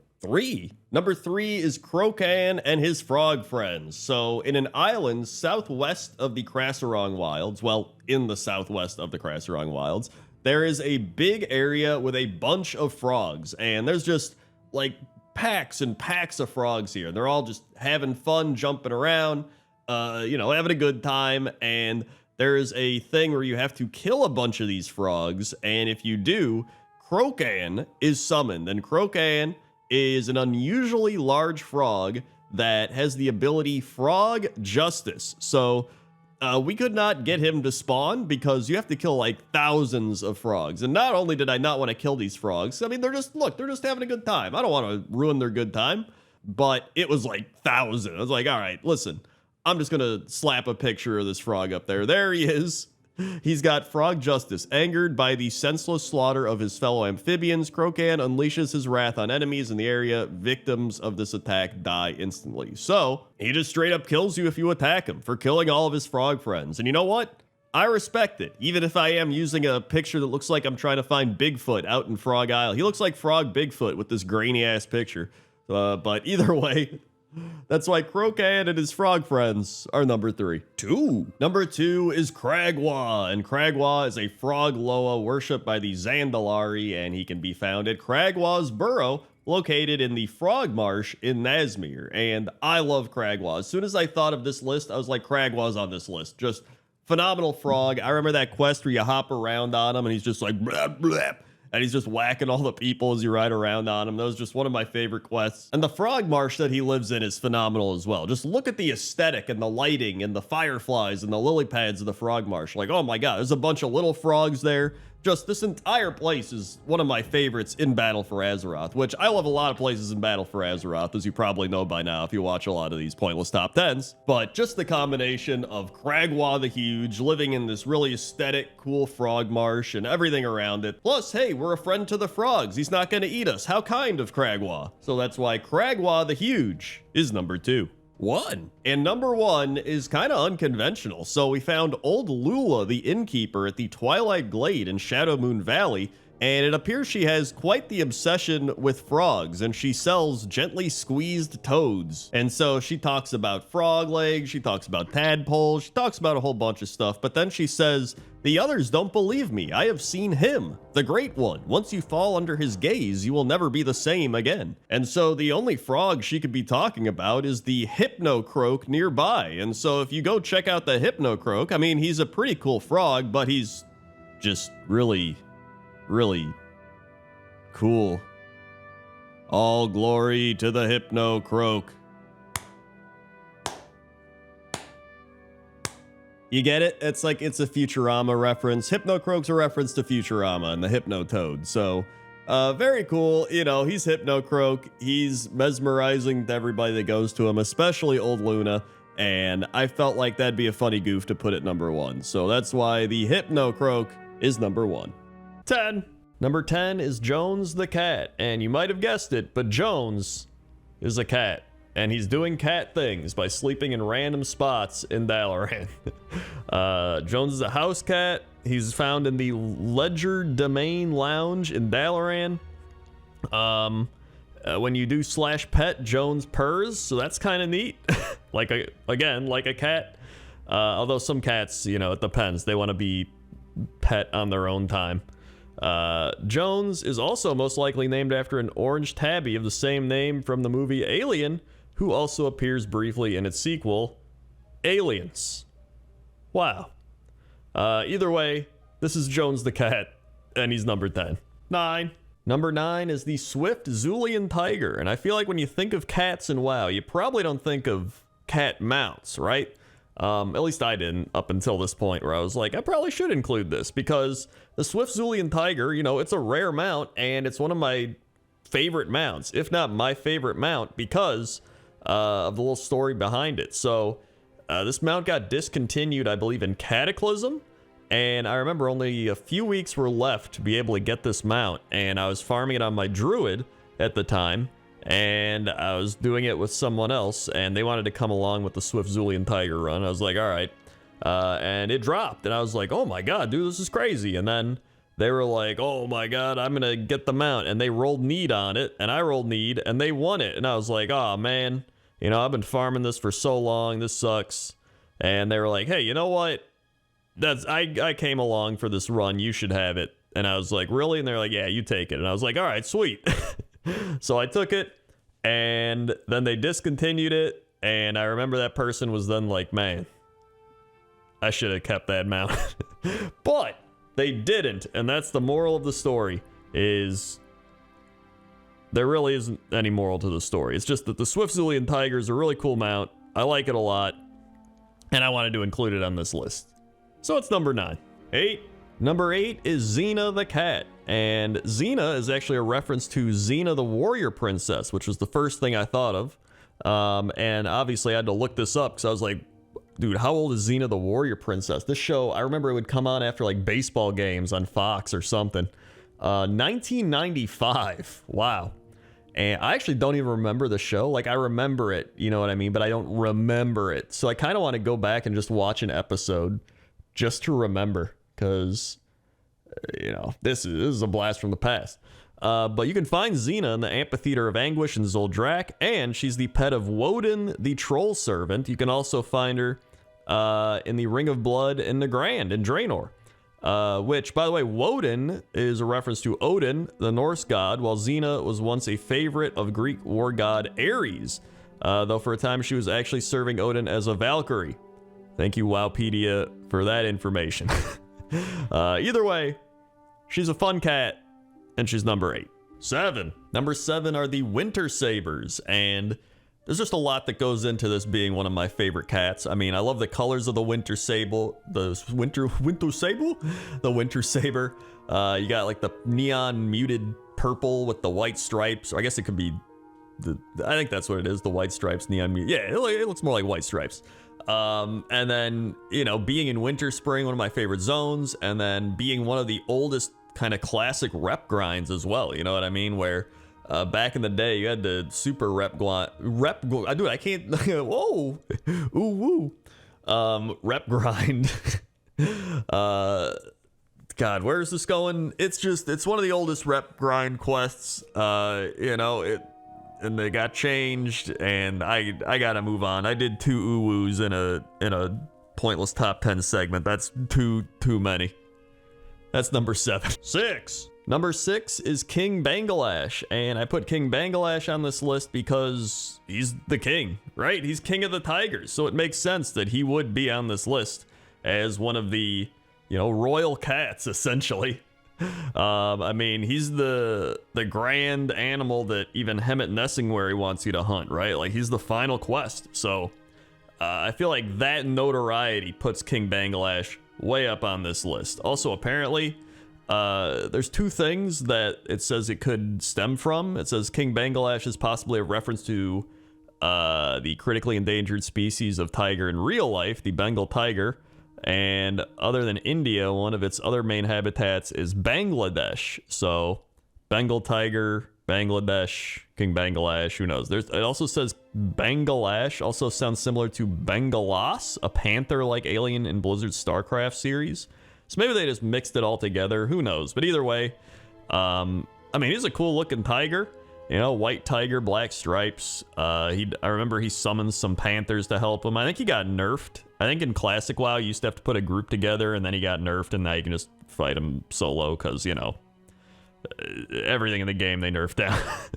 But I remember a bunch of hunters would always get King Bangalash as a pet, and I don't know if he just had better stats, or if he just looked cool, but either way, you know, I mean, again, he's king of the tigers, and I guess you could say he's king of the jungle. Although somebody's gonna be like, Crendor, he's king of the tigers, but he's number 6 on the list. Okay, this is a pointless list. It's my list. It doesn't. None of this matters. So that's why he's number. Oh my God! Look how high he jumped. All right, maybe he should be number 1. 5. Number 5 is Twinkle the Cat. And Twinkle the Cat, first off, great name. They're a white house cat found at Falcon Watch in the Hellfire Peninsula, where apparently there's floating houseplants? Like, look at those, dude. How have I not done Pointless Top 10 houseplants when these are on the list? That could be a future Pointless Top 10. Who knows? But this is about cats. So I picked this cat because this always comes to my mind when I think of this quest. I always think of this cat, and I think of the cat chasing after this blood elf mistress that apparently, like, this woman's husband, I think. I don't even remember the full quest line, but either way, she's like, turn her into a rat, and you turn her into a rat, and then the cat chases her down, and she's like, ah, and that's that. Although when you really think about it, it's kind of messed up. Like, it almost feels like a cartoon, you know, like in the cartoons where that something like that happens, and then it's like, doop, doop, doop, doop. Except this is real life. This is World of Warcraft. And so, like, I don't know. Like, could you imagine someone just gets turned into a rat and then they die by being eaten by a cat? I don't know. This quest is just weird and messed up, and I always think of it when I think of these types of things. So when it comes down to it, the cat's just being a cat. It sees rat, it kills rat. It is what it is. And that's why this cat's number 5. 4. Number 4 is a bit of a sad one because we have Rowdy the Mechano Cat, which is actually pretty cool because it's one of the few Mechano Cats I've seen in World of Warcraft. So I was like, oh, this is cool. But then I read that Rowdy is a tribute to a real-life cat that passed away on January 6, 2014. So that made me sad, but I was like, you know what?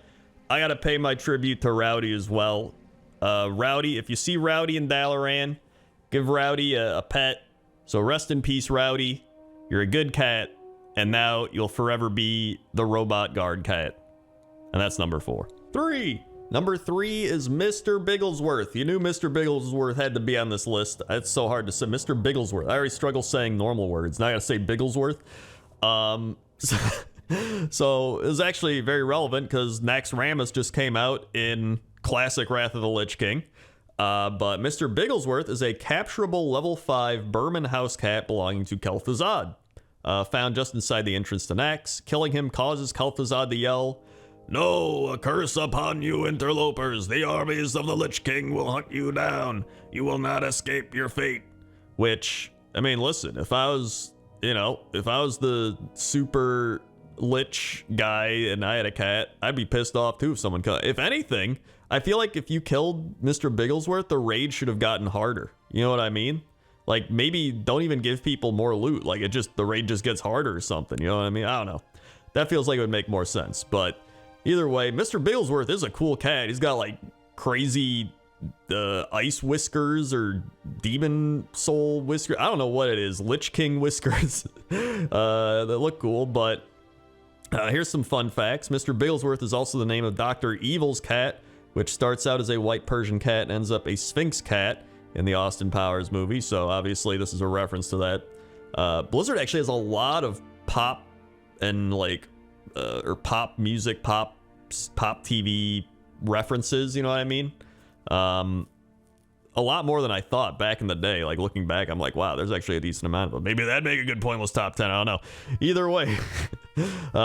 But, you know, I mean, Mr. Bigglesworth is easily one of the most notorious cats in World of Warcraft. I think when you think of World of Warcraft cats, they got to be right up there in the top 5, maybe even top 3, you might say. And that's why Mr. Bigglesworth is number 3.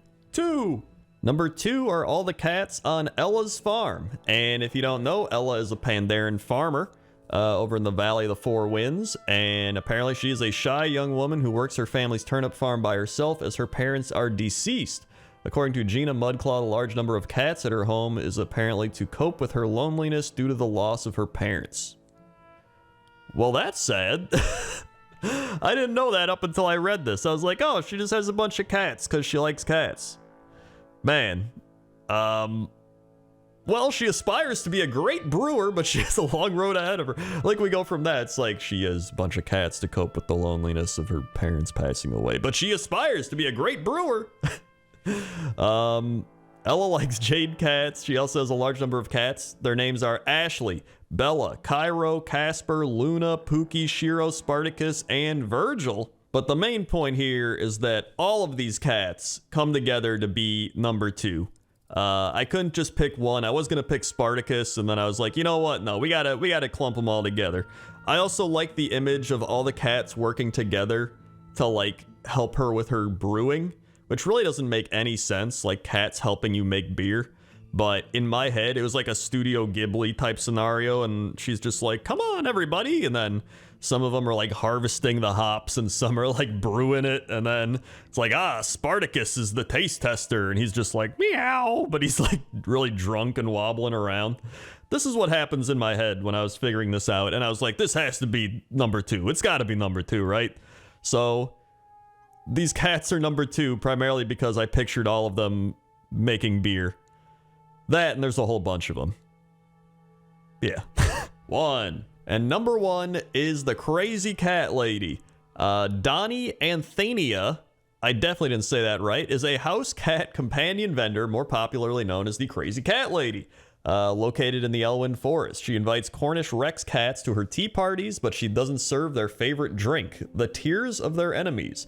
She plans to have a Bombay buried with her when she dies, but a wise adventurer can put its talents to much better use. So yeah, she's crazy. I don't know why she's carrying a butcher knife. That doesn't really make sense. But she does have some fun little facts that I didn't know going into this. First, the NPC's name is an overt reference to Catricia? I have no idea. Or Cat, K-A-T, Blizzard's community manager during the World of Warcraft beta. Catricia herself commented that Blizzard had based an NPC off her, and most people who were in the beta know Catricia's real name, Donna Anthony. Her avatar on the forum was a picture of a cat also. Well, that does check out. Crazy Cat Lady's a reference to, you know, crazy cat ladies, like The Simpsons. Yeah, I always think of the Simpsons one where she's like throwing cats at people. That's like whenever I think of a crazy cat lady, that's the first thing my mind goes to is The Simpsons Crazy Cat Lady.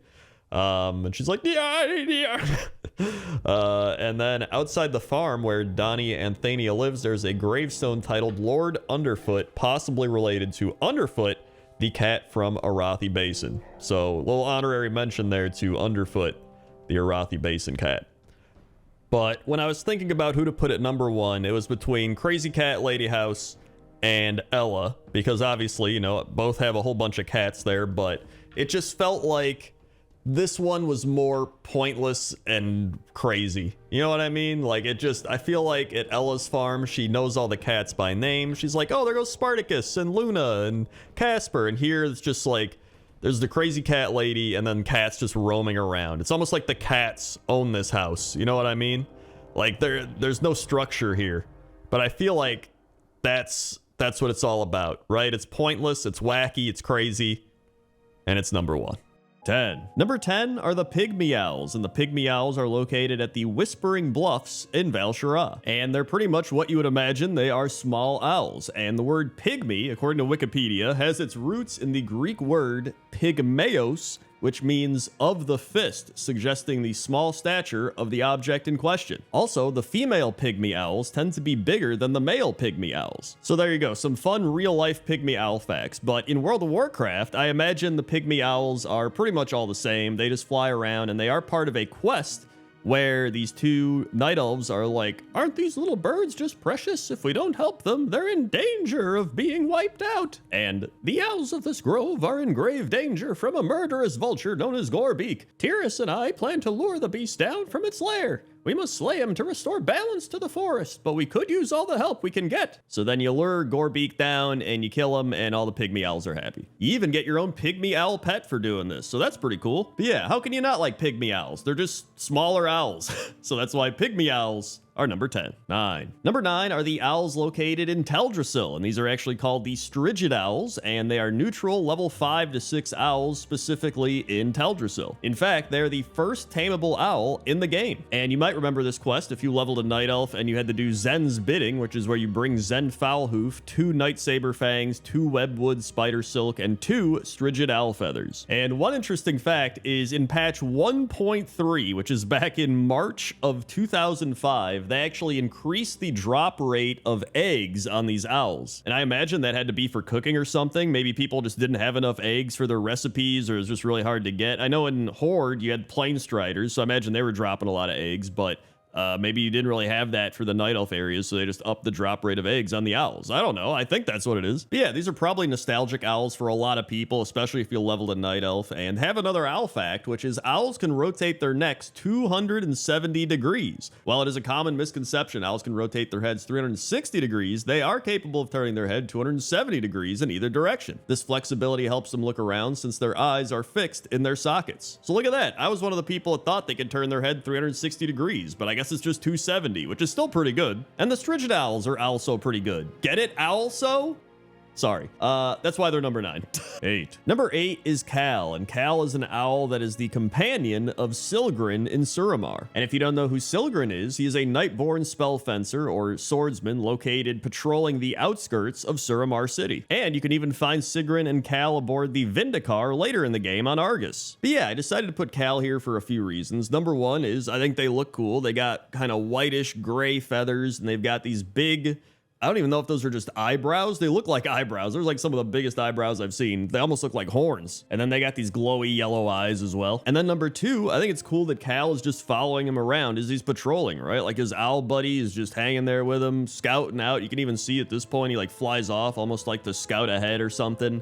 At times he is kind of clipping through Silgrin, so that's a little weird, but you know, that's just your classic World of Warcraft experience. And I mean, really, there's only a handful of people that have an owl pet in the game, and so that's why I decided to put Cal at number 8. 7. Number 7 is the Charming Courier mount, and the Charming Courier mount is an owl mount that kind of has some dragon-esque features to it. It has like some dragon horns and little dragon-type scales, and then it's got a lot of ice blue features, so the actual description says, neither snow nor rain nor heat nor gloom of night stays these charming couriers from the swift completion of their appointed rounds. And I really love this mount. Like, I love the colors. I love the features. I think it's just a cool looking owl, a cool looking mount. It genuinely is really neat. And there's a lot of store mounts where I'm like, you know, it's kind of whatever. But this is one of the mounts that I actually like quite a bit. Also, let's get some more owl facts in here. So owls are covered in extremely soft feathers that provide insulation during cold winter weather. Their feathers allow for silent flight and the ability to strike quietly in pursuit of prey, which includes animals several times heavier than themselves. And speaking of prey, owls swallow their prey whole or in large pieces, but cannot digest fur, teeth, bones, or feathers. These pieces are regurgitated typically once a day in the form of a pellet. Dude, could you imagine the pellets this mount coughs up?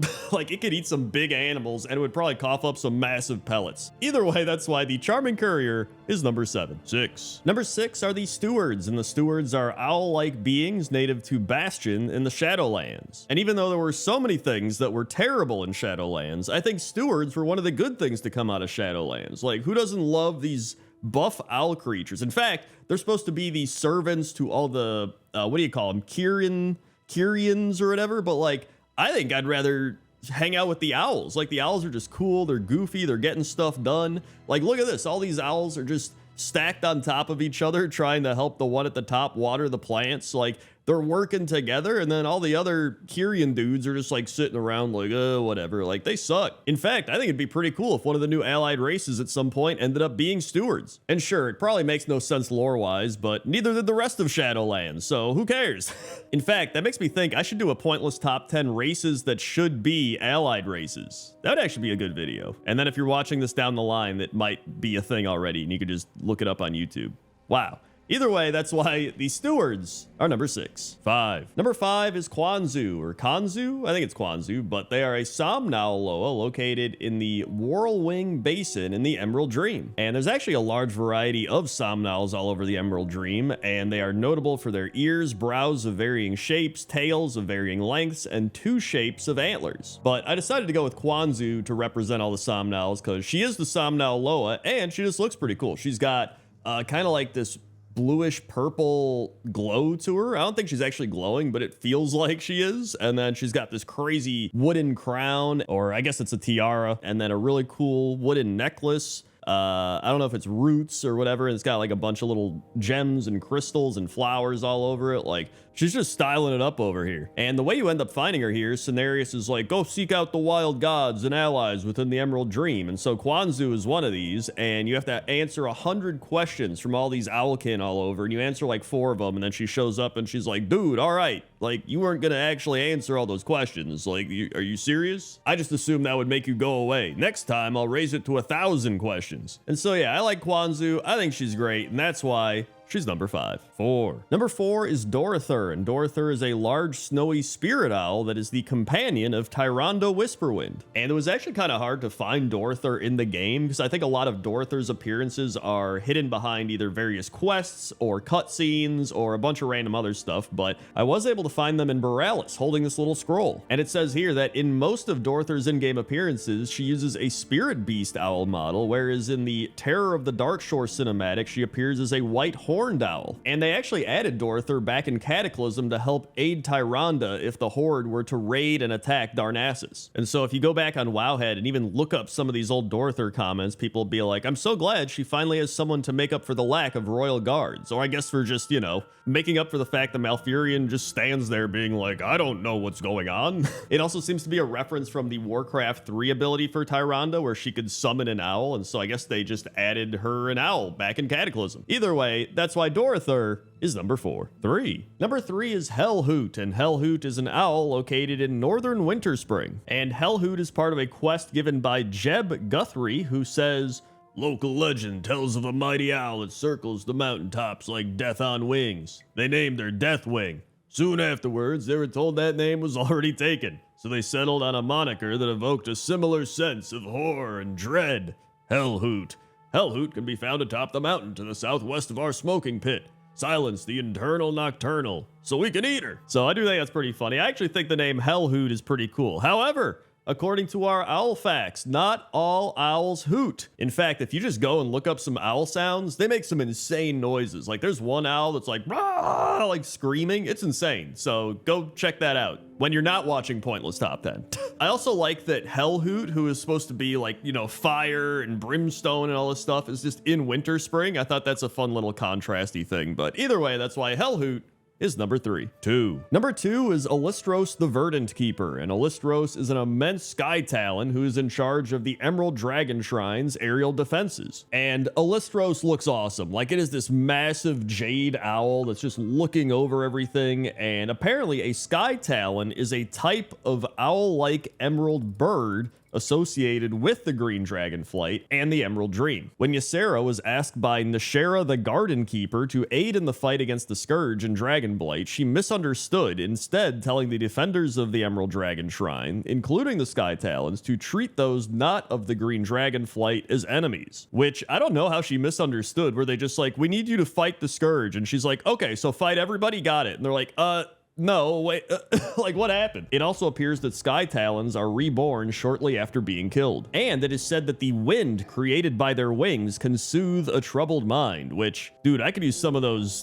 Jade Owl winds right now. But yeah, I think Sky Talons are cool, and I think Alistros is cool. Just this massive Jade Owl. Like, how could I not put that on the list? So that's why Alistros is number 2. 1. And number 1 is Hooty, and this is a weird one, which is why it's number 1. So Siren is a night elf that wanders around Dalaran with his pet owl, Hooty. During the Purge of Dalaran, he could actually be found with his owl in the underbelly. But here's the thing, I could not find Siren or Hooty at all. I checked Cataclysm Classic, I checked Retail WoW, and they're supposed to be in the pet shop. So for a while, when I'd go in the pet shop, I did see the Stabled Hunter Pet, and I was like, dude, did they rename Hooty to Stabled Hunter Pet? But then whenever I checked in all these versions, they all had Stabled Hunter Pet. So I'm like, okay, so Hooty must be different than Stabled Hunter Pet, even though it looks exactly the same as Stabled Hunter Pet. And in all the pictures online, it looks like Hooty is in this building. But so I'm like, dude, is this Hooty? Did they rename Hooty to Stabled Hunter Pet? But I guess they didn't. Maybe I just couldn't find Siren. Maybe they're on like some timer where they only appear at like 6 p.m. every day. I have no idea. But on top of all this,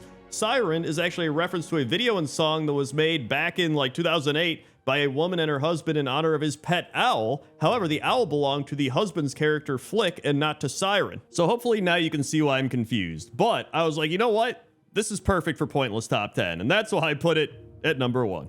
10. Number 10 are the ship rats, and I picked the ship rats because they're your standard World of Warcraft rat, but I think it's a cool setting to be in Borealis, honestly. That's partially why I picked it. But I wanted to use this opportunity to do some rat facts because, you know, we're going to be, talking about rats. Might as well learn about rats, right? So rats are actually intelligent. They can count to 10 and they can be trained using positive reward-based methods to do things like respond to their own names, give high fives, fetch a ball, and roll over. Rats show empathy with other rats. They go through multiple stages of sleep.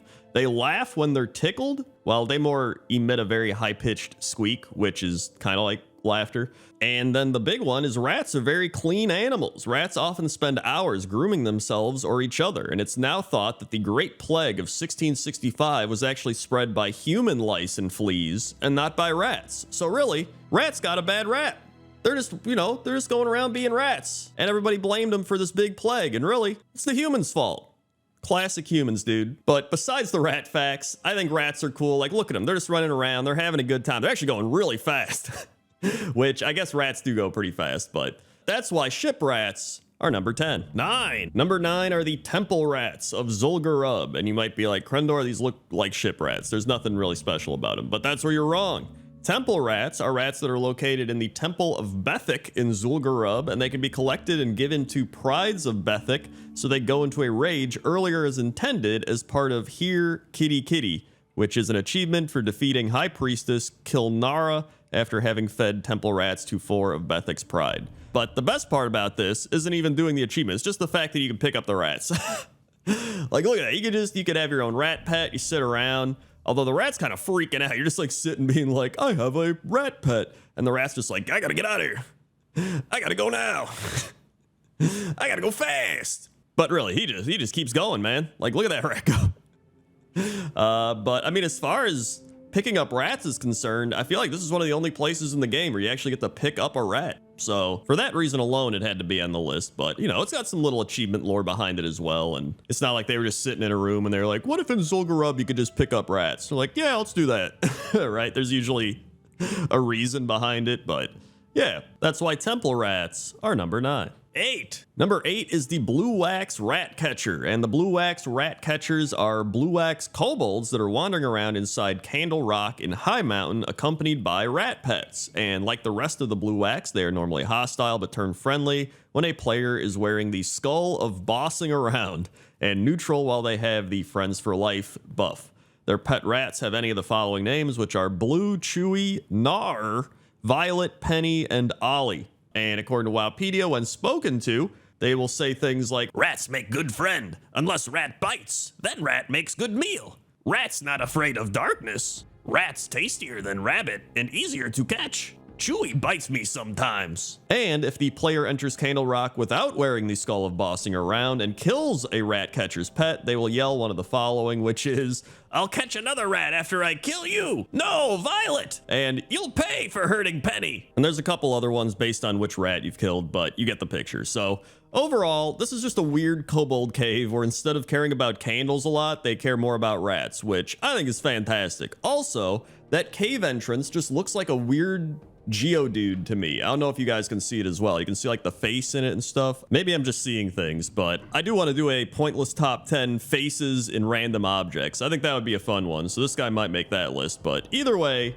these guys are number 8. 7. Number 7 is the Rat Stallion, and the Rat Stallion is easily one of the best mounts in the game, if not the best mount in the game, and you actually earn him from the Underbelly Tycoon achievement, which is achieved by collecting 20,000 sightless eyes in the Dalaran's underbelly. You get a letter that says, we found this creature clawing at an unidentifiable corpse in the back tunnels of the underbelly, and we were immediately reminded of you. I sincerely hope you find it to your liking. And if you look in the Mount Journal, it says years of chain-chugging potions in Dalaran's sewer system have allowed him to grow large, agile, and shadow-resistant. So really just a fantastic mount, an extremely unique mount. There's no other mounts like this. You know how some just have reskins and stuff? The Rat Stallion is the Rat Stallion. He is what he is, man. He's just a big rat you can ride around on, and I just always love this guy. He's such a good mount. I would actually love if Blizzard added more weird mutant animal mounts. Just like, oh yeah, this crocodile was like swimming around in this magical water and then he became just a giant magical crocodile that can fly around. Like, you know, just get crazy with it, man. I'd love that. Although somebody'd complain. But listen, somebody's going to complain about everything. Either way, I think the Rat Stallion is easily one of the best mounts in the game. And he's one of the best rats in the game for that reason. And that's why the Rat Stallion is number 7. 6. Number 6 is Recipe Rat. And Recipe Rat is located in a random room of the Zakera Vaults in Forbidden Reach. And if you interact with it, you can pick up Recipe Rat, which is an item. And if you use it, it is an attempt a civil negotiation with a captured rat in effort to obtain its closely guarded recipe. The rat is looking for fine aged cheddar and will provide 2 to 7 time torn recipe scraps when using the item if players have cheddar in their bags. The item has a 5-minute cooldown, and while it is on cooldown, the rat will eat some cheese on occasion. If you collect 30 scraps, you can acquire the Deviously Deviled Eggs recipe. Also, he's got a little chef hat, and he reminds me of Ratatouille. So overall, I was like, okay, this is like a Ratatouille reference. That's pretty cool. And it still might be a Ratatouille reference, but this was actually an interesting read on Wowhead. Somebody said in the distant 80s in the USSR, newspapers described the story of how one person was able to interact with a rat on equal partner terms. So essentially, kind of summarized here, the guy would bring food scraps and cheese for the rats, and then the rats would bring bills, like money, for the cheese. So he would just keep swapping food scraps for money. And the rats were just like, oh, sweet. They said maybe the rats are getting money from a bank or like an old USSR warehouse where dilapidated bills for destruction are stored. Not really sure. Even if this isn't a reference to that, I thought that was pretty cool, right? You just start giving rats some cheese and they bring you back money and you're just like, what? All right. But either way, I mean, this is still just a rat in a chef hat, which is pretty great. And that's why he's number 6. 5. Number 5 is Bastard the Rat, and as you probably guessed, it is a reference to a rat bastard. At least I think it is. I don't know. Seems like it is.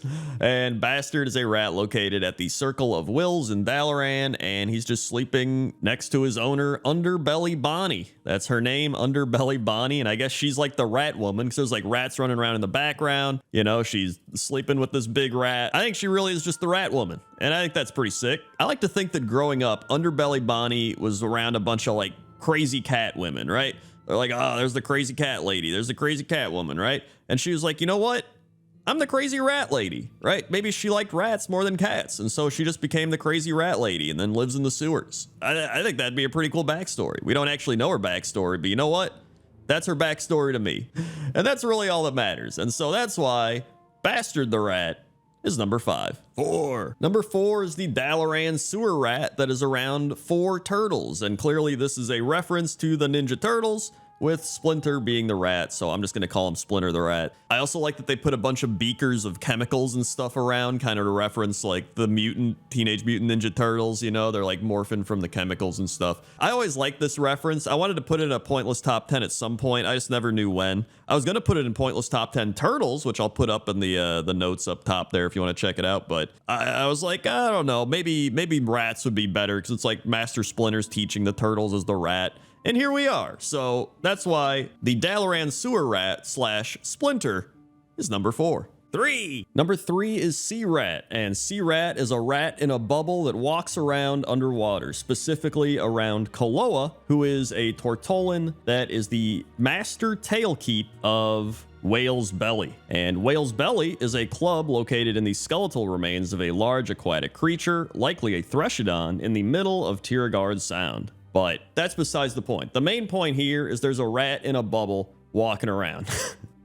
And, you know, some people might be like, is this even deserving of number 3? It's just a rat in a bubble walking around underwater. But if you say that, listen to what you just said. This is a rat in a bubble underwater. He has figured out how to be underwater. Although for some reason, a bunch of other people can just breathe underwater down here. I don't even know. So maybe he doesn't even need the bubble. It doesn't matter. He is walking around underwater like he's above water. There are probably no other rats in this game that can even do that. He's also a pretty big rat, to be honest. He looks a lot bigger than some of the other rats, so I think this guy deserves to be way up on this list, and that's why Sea Rat is number 3. 2. Number 2 is Keepers the Rat, and not only is Keepers a rat innkeeper, but he is one of Rexar's companions at Breaker's Crown in Gorgrond. Breaker's Crown is a neutral camp in Gorgrond where Rexar and his companions are located, and 3 of his deceased animals are actually buried here. I mean, listen, the reason Keepers is number 2 is he's a rat innkeeper, right? Like, that's insane. How often do you see a rat innkeeper? Plus,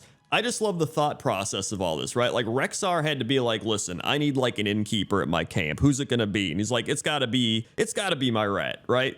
But did he name the rat keepers and then make him an innkeeper? Or was he like, this rat is now the innkeeper? You know what? He should be named keepers, right? I'm curious which came first, right? The keepers or the innkeeper? Truly one of the philosophical questions of our time. But I mean, listen, he's a rat innkeeper. How can he not be on this list? How could he not be high up on this list? And that's why keepers is number 2.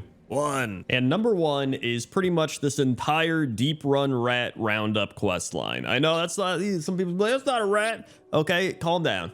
This is the thing that I think about the most when I think of rats in World of Warcraft. It is this quest line where you have to get the flute, you play the little doo-doo-doo, and then all the rats come to you, and then you lead them back to Monty, the gnome pirate, and he pretty much packages them up and sends you down to the other side of the tram where his brother Nipsey makes rat kebabs. And it's kind of messed up when you think about it, like you're luring these rats and then killing them and then making rat kebabs out of it, but it's probably one of the oldest rat quests in the game. Probably some of the oldest rats in the game. It's just a very memorable quest line. So when you talk to him, he says, Monty be me name, and rats be me game. Avast ye scallywag, are ye looking for work? We got a serious rat problem down here, and not enough hands on the poop deck. What do ye say? All ye need to do is take this here rat-catching flute and play the melody around the vermin. They'll follow ye to the ends of the world. Just capture 5 of the little buggers and bring them back here. We need them alive, arr.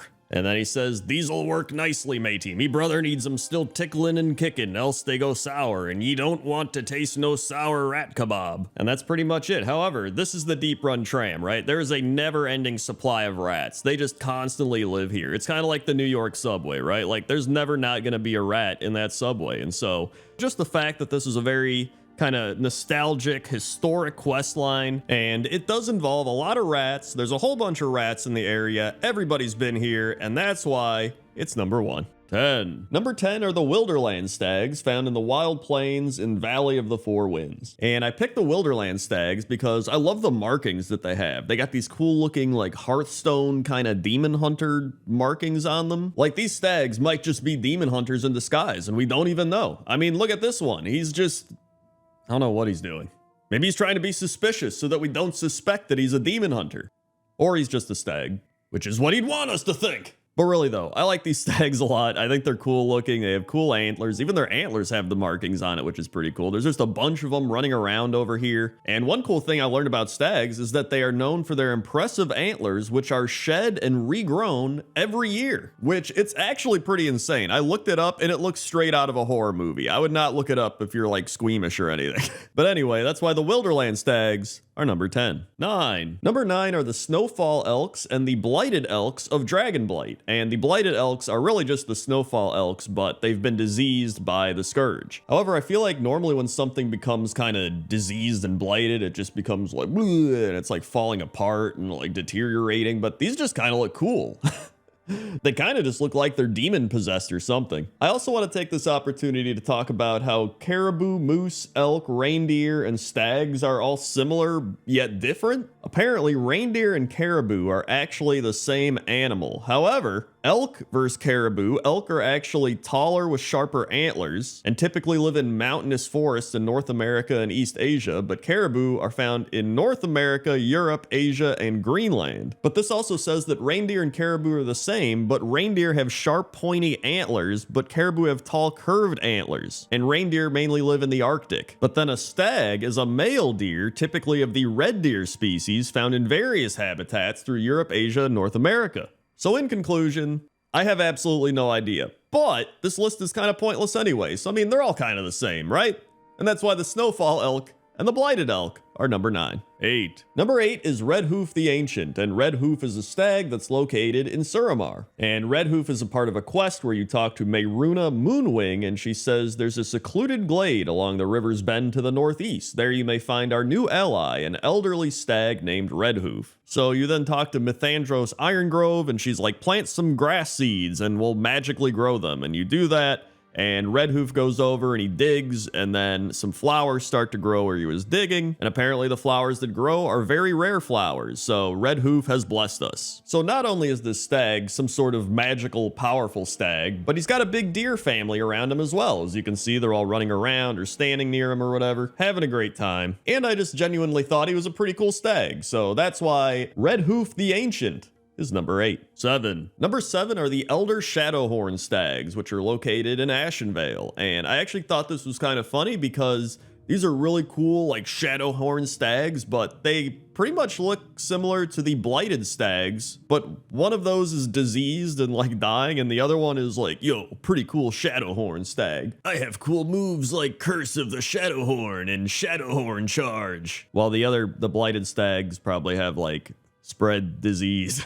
I don't know. But one of the reasons I like them here is it feels like they belong here in Ashenvale, right? They're kind of glowy green eyes and kind of camouflaging in with the environment. I just think they're perfect for Ashenvale. I thought they did a really good job designing these stags for the environment. But again, these may look like Blighted Stags, but they're not. They're cool Elder Shadowhorn Stags, and that's why they're number 7. 6. Number 6 is Grimhorn, and Grimhorn is a stag that's located at the Maw of the Void in Darkshore, and he's actually locked in battle with Kraw's Blood Rage, and the two take turns getting wounded and saved by adventurers. But the reason I picked Grimhorn is that he's a cool looking stag with the skull impaled on his horns, and I guess it's just been stuck there for a while. I have no idea.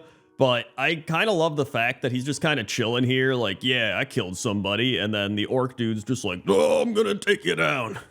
You're going down. I'll tell you what. And he's just kind of like, yep.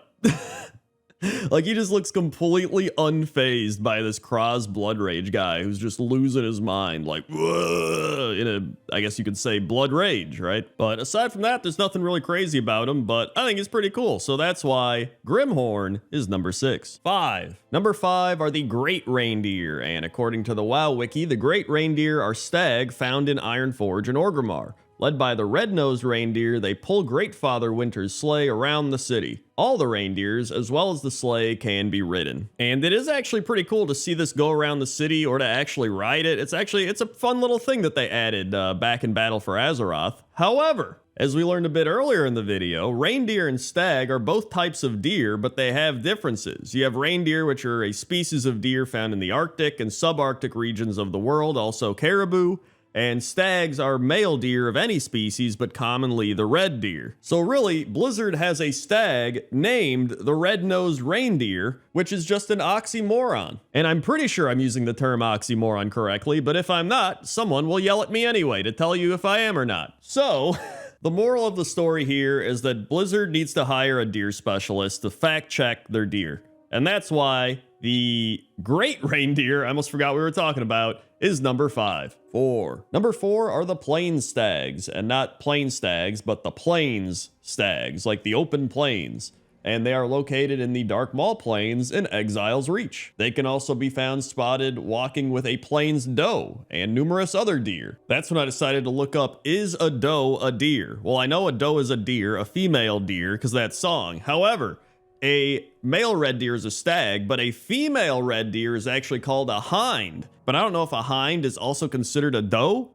I think I'm about ready to give up on the technicality of deer at this point. But I wanted to put these on the list because I thought the Exile's Reach does a really good job of showing off nature, and it's not really looked at that much. And I thought it's really cool to see them running around almost in a naturalistic habitat. I guess you could say the other things we've looked at are in a natural habitat, but this just feels like they are where they want to be, you know what I mean? And so they're just running around, having a good time, just chilling, and that's why they're number 4. 3. Number 3 is a Thair, and a Thair is a white stag located in Drustvar, and a Thair actually means father in Gaelic. And he's accompanied by a doe named Athane, which translates to bright spark. And he also has some pretty cool lore. It says Thair was befriended by Lord Aram Waycrest during the war against the Drust 2,700 years ago.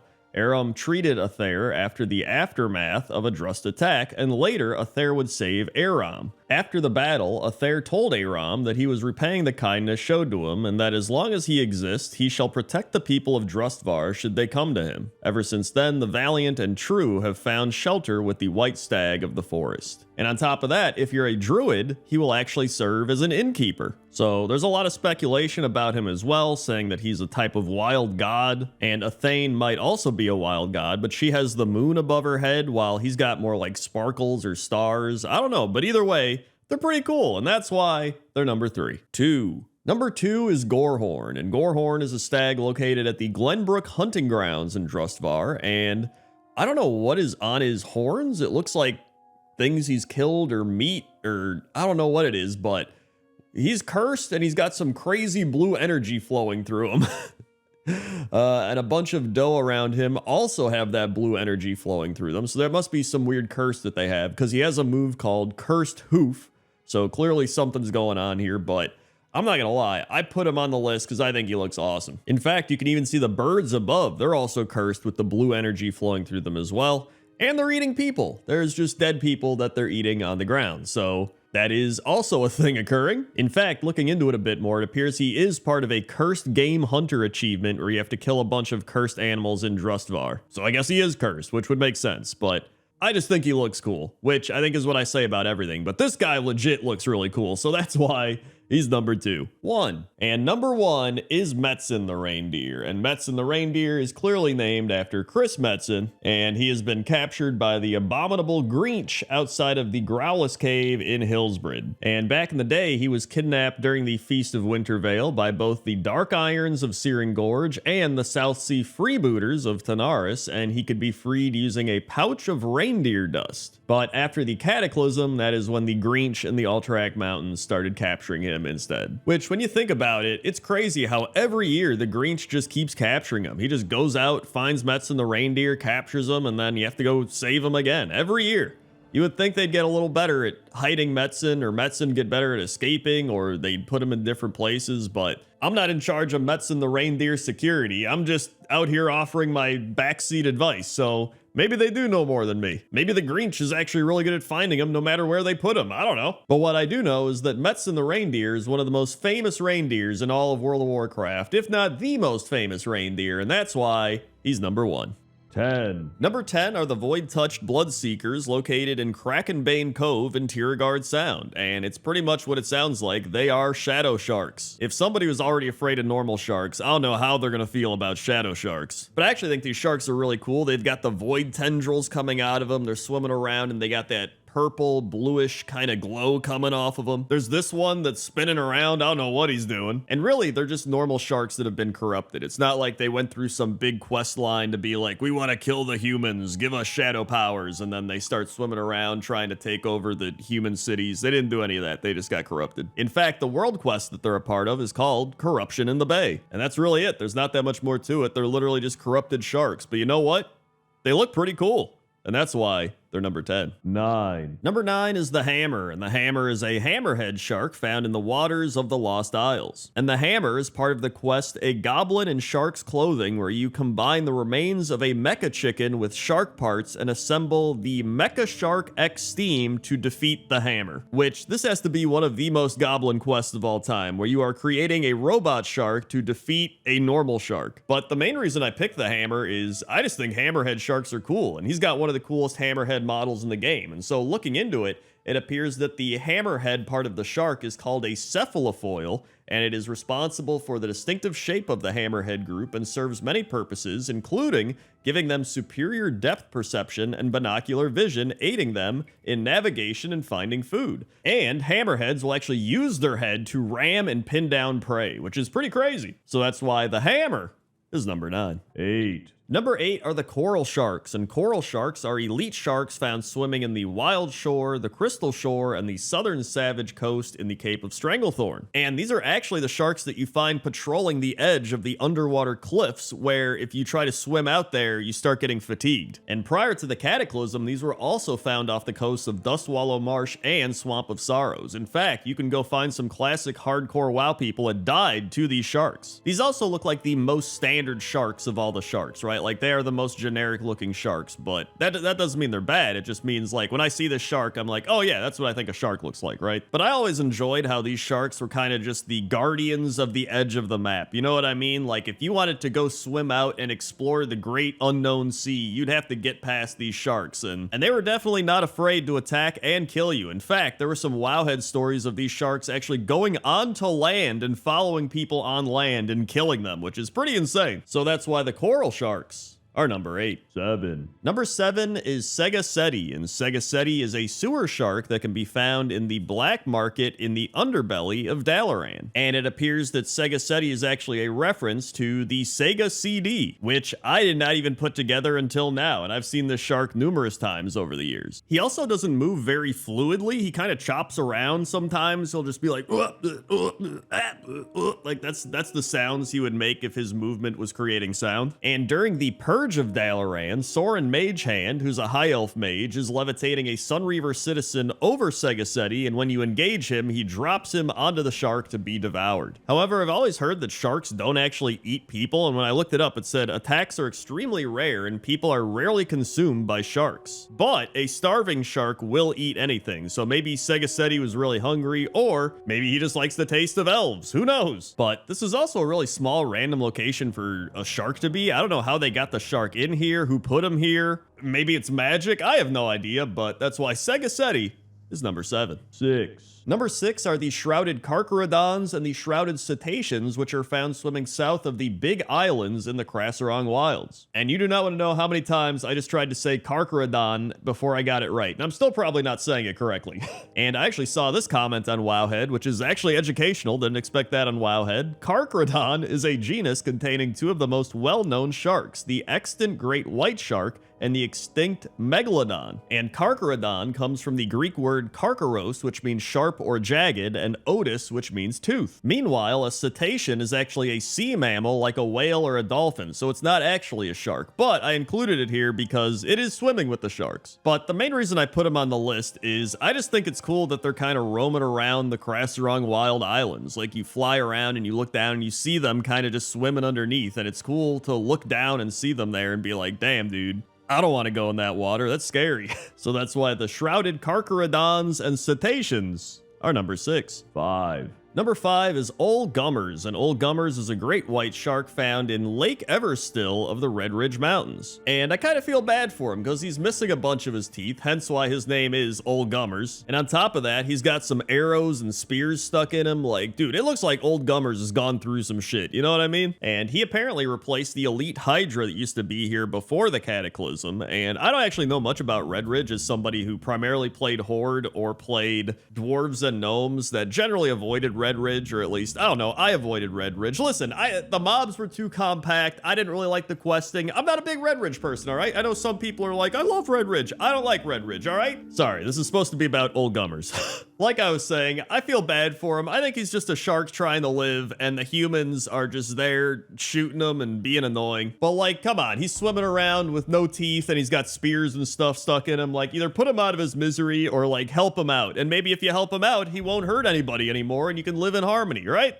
It'd be like a Disney movie. I don't know. That's why Old Gummers is number 5. 4. Number 4 is Wilhai, and Wilhai is a whale shark found in the abyssal depths, and he is being held by tentacles in place. So you have to free Wilhai for his quest. And if you couldn't tell, this is a reference to Free Willy, which really just reminds me how many pop culture references exist in this game. It is like so many, especially because I did Pointless Top 10 pop culture references last week, and I picked 10 out of like 10,000. Like, there are so many pop culture references in this game. I could make like 100 Pointless Top 10 pop culture references, and I still don't think it would cover all of them. But this is actually a double reference because Walhai is German for whale shark. And then on Wowhead, someone said that Vilhai means wild shark. But anyway, Wilhai's great. He's just a random whale shark trapped by these tentacles. You free him from the tentacles, and then he goes about his way without even really knowing that he's a reference to anything. So that's why Wilhai is number 4. 3. Number 3 is actually a 2-for-1. It is Grawl the Shark Loa and Epicus Maximus. So this is really weird. I don't do this very often, but I have a reason. So Epicus Maximus is an elite flying shark equipped with 2 rockets and a laser beam, and he's got a dinosaur and a Forsaken with an Arcanite Reaper jamming out on his back. However, I already put this in a Pointless Top 10 list, Pointless Top 10 Dinosaurs, and I don't really like doing repeats of Pointless Top 10 because then I just end up like saying the same stuff. So if you want to learn more about him, you can go watch Pointless Top 10 Dinosaurs, but he's great. He's Epicus Maximus. He's an awesome shark. And then we also have Grawl, who is the Shark Loa, which you would think a shark god would be like top on my list, which, you know, he's number 3, all right, that's pretty high up. But I swear, actually finding Grawl in this game is so annoying, and that's the reason that I put him lower on the list, because you have to like do a bunch of quests that I'm not about to do for this video, and then there's the Shrine of Grawl, and I was like, oh, I could film the Shrine of Grawl, but it phases out. I don't know why, maybe because I haven't done all the quests, or because I have done the quest, I have no idea. Then there's the Spirit of Grawl in Nosjatar, but I could only find the Son of Grawl that's behind the waterfall, and then I was looking for the Spirit. Apparently he comes out and helps you fight occasionally, but he never helped me fight when I was killing stuff, so it was just the Son of Grawl sitting back there with like dolphins swimming through. So I don't know. And this is a pointless list anyway, so that's why Epicus Maximus and Grawl are number 3. Number 2 are the young sharks swimming around in Stormheim, because there are a ton of sharks here. Like, this might be the most shark infested area in the game. It is just sharks every couple feet. They're just all swimming around, all getting in your way. And apparently this is for a shaman quest. There's this big water elemental guy called Hydranin, and shaman players can interact with him to begin a one-time minigame where you need to collect 10 bubbles and return them to Hydranin while avoiding the sharks. And if you've never been here, I would suggest just coming here once, because it is really cool. Like, I was just flying around Stormheim, and then to see all these sharks swimming around, it's wild. I mean, if you don't like sharks, number 1, I don't know how you made it this far through the video, and number 2, then you probably shouldn't come here. I also just want to throw in some shark facts. We've got sharks do not have bones, sharks have special electroreceptor organs, shark skin feels similar to sandpaper, sharks can go into a trance-like state called tonic immobility, and each whale shark spot pattern is unique as a fingerprint. But I think it's a really unique place in World of Warcraft, even if you're not a shaman, so that's why the young sharks are number 2. And number 1 is Mobus, and Mobus is a rare elite boss level whale shark found circling the abyssal breach in the abyssal depths. And I'm pretty sure he's a reference to Moby Dick. I would probably bet money on that one. And Mobus is apparently the largest rare mob in the game. I don't know if that's still true to this day, but it wouldn't surprise me, because he is a massive whale shark that is just circling around the abyssal breach. And I mean, this guy pretty much is an outdoor raid boss. Like, he is a dragon of the sea. And even though I was never really a big fan of Vazir, I always remember this giant whale shark swimming around and always being like, oh my god, there he is, and trying to avoid him. I always just thought it was cool. You know, this guy was pretty much the Fel Reaver of Vazir. And so after thinking about all the sharks, I was like, dude, this guy is probably the coolest one. He's practically a dragon shark, and that's pretty awesome. So that's why he's number 1. Number 10 are the sea spire shells located all over Nosjatar, and the reason I love these snails is because of their shells, right? They remind me of a conch shell a little bit, almost like a spikier conch shell, and there's different colors, there's green ones, there's more beige ones, there's a whole bunch of different ones, but the crazy thing about the sea spire shells is the odd scenarios going on all over Nosjatar. So for example, there is one sea spire shell, and he is surrounded by 6 muck creepers, and it looks like he's just given a presentation to them. I don't really know what's happening. I don't know why, but he is. And then if you go to a different part on a bridge, there's 4 spire shells just zigzagging in a coordinated linear fashion. I don't know why. Maybe they're just having a good time, but that was also a little weird to come across. And then the final one is there's 9 crabs surrounding a sea spire shell, and they're all just going like clink, clink, clink, clink. And it's like, I don't know if this is a reference to something or an Easter egg. Like, I don't know. Nobody on Wowhead seemed to know. I couldn't find anything about it. So if you know, let me know in the comments section, but that's why the sea spire shells are number 10. Number 9 are the lava snail and the water snail, and these are 2 snails that are stuck in combat. There's actually 2 different sets of them in different parts, and they will like roll up into a ball and hit each other. They'll like smack each other. They'll do the old twist around. Like, they really don't like each other. This is a battle of 2 elements going at it. However, I do think they both look very cool. I mean, obviously this is the same model of snail. It's just one of them is blue and the other one is orange.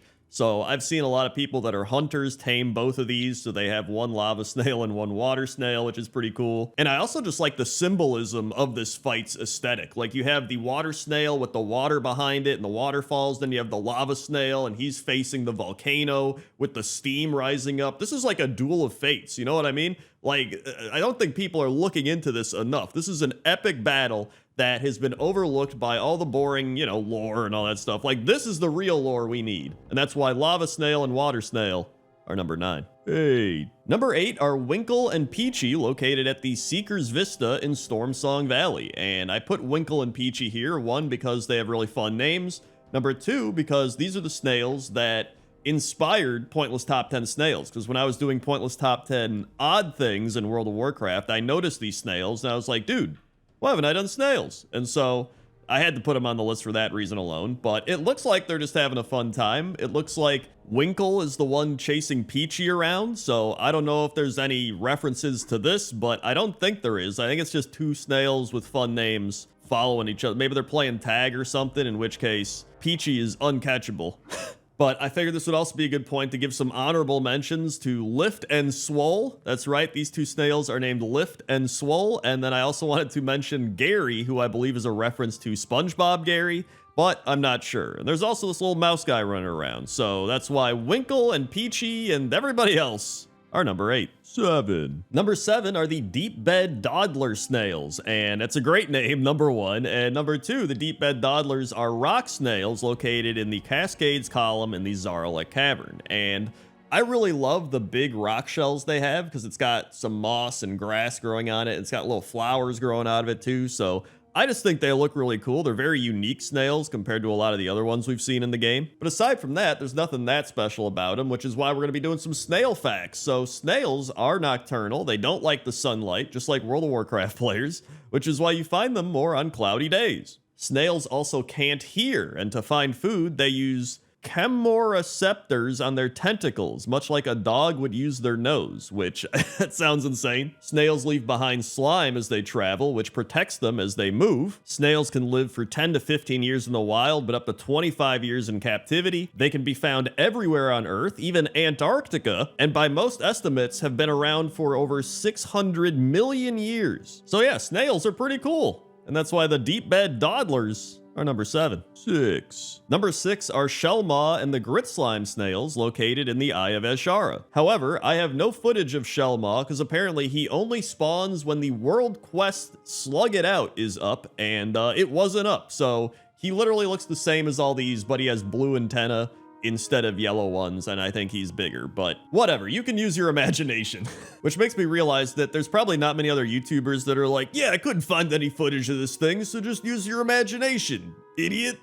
I guess I could have Microsoft painted him in, which I used to do in my old WoW machinimas, but now it's too late. I'm already editing the video. I don't got time to Microsoft paint, so I've also told you nothing about these snails. I think they look really cool. They've got really cool looking shells. I think they're, you know, some of the most realistic looking snails in World of Warcraft, and that's really all I got. I'm gonna give you another snail fact. The speed of snails is around 0.5 to 0.8 inches per second, and if they moved without stopping, it would take more than a week to complete 1 kilometer. And snails do not change shells when they grow up. Instead, the shell grows along with them, and the size of the shell reflects a snail's age. And that's why Shellmaw and the Grit Slime snails are number 6. 5. Number 5 is the Magma Shell Snail mount, and this is a mount that you can acquire in Dragonflight, and it was probably my favorite mount that I acquired in Dragonflight, just because I think it looks really cool. It's just a big lava snail. It's got the little chains so you can guide him around by his antenna things, and I just like him a lot. I think he's really cool, but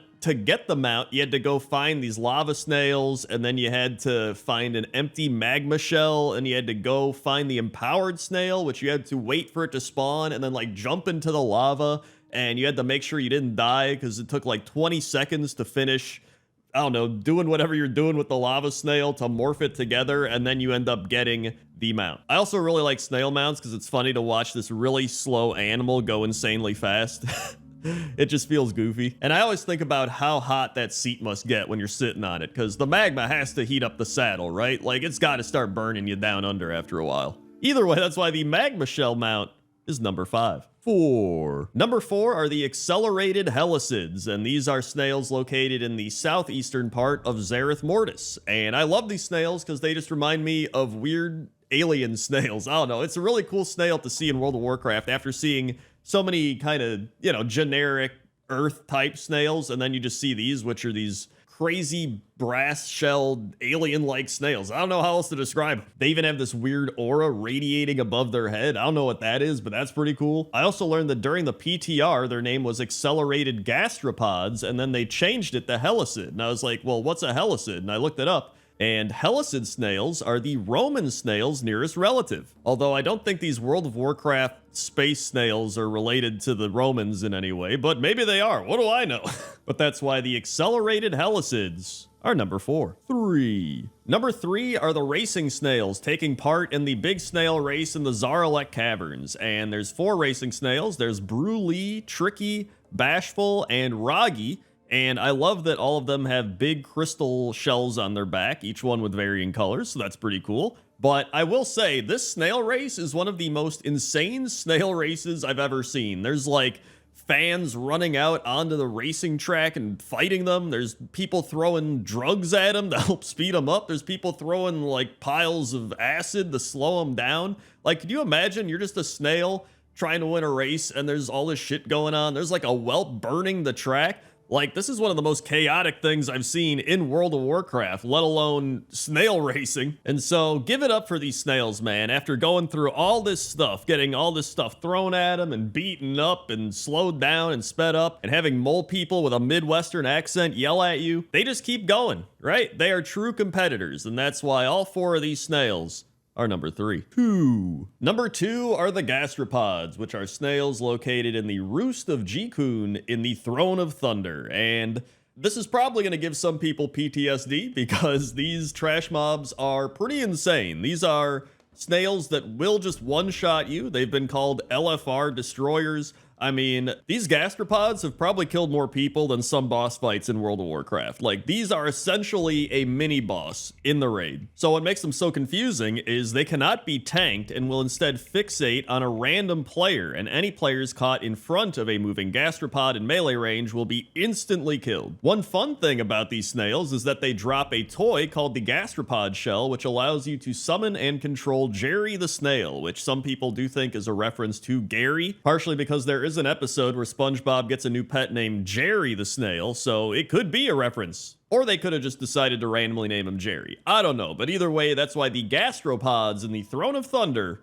are number 2. 1. And number 1 is Zoom the Snail, located in the Stone Dark Grotto Snail race in High Mountain. And one of the most notable things about Zoom the Snail is he's got some zoom goggles on. You can see he's got the racer goggles on his antenna, and you would think, oh, he's really fast, he wins all the races, but it's actually the opposite. He's always the slowest snail. However, if you stand in front of the other snails, which are named Helix for Brains, Glip Gloop Haberdasher, and Various and Sundry, you can slow them down enough to allow Zoom to win the race, and that gives you Zoom as a companion pet. Also, props to the Drogbar on truly knowing how to run a snail race. Like, there's nobody throwing stuff onto the track, there's nobody getting onto the track, aside from, like, you, but, whatever. The Murlocs make sure there's no funny business, they all stand there with spears, and then the Drogbar are civil about everything. They even got Zoom's #1 fan right there, so I decided this was the better snail race of the 2 snail races, and Zoom is pretty great, so that's why Zoom is number 1. 10. Number 10 is No Arm the Squirrel, and No Arm the Squirrel is located in the SI7 part of Old Town in Stormwind, and he is with Doc Mixel Pixel, who I guess is his owner or something? I have no idea, but Doc Mixel Pixel's a gnome that helps Alliance rogues, or he used to help Alliance rogues affected by the touch of Zanzel. But here's the thing, No Arm the Squirrel has arms. Why is he named No Arm? There's really no lore behind it. I couldn't find anything. There is a possibility maybe this guy gave him prosthetic squirrel arms or something. But if he did, they have to be some amazing prosthetics because he just looks like he's a, regular squirrel. So there's kind of a mystery behind this one, but I mean, at the end of the day, he is just a squirrel named No Arm, but I guess we'll never know anything more than that. He might just also have a weird spelling of his name, and it's actually Norm, and people think it's No Arm, but it's actually Norm the Squirrel. That's another possibility. But, you know, I don't think we're going to get too much of a deep dive into Norm no-arm squirrel lore, so that's number 10. 9. Number 9 are the Dappled Hoarder Squirrels, and Dappled Hoarder Squirrels are located in the heart of the forest in Ardenweld and various other spots of Ardenweld, and they're just cool looking. They have tails made out of leaves. If you look real closely, you'll see they have a bunch of leaves for tails, or at least, you know, tails that look like leaves. It's probably more like a camouflage thing.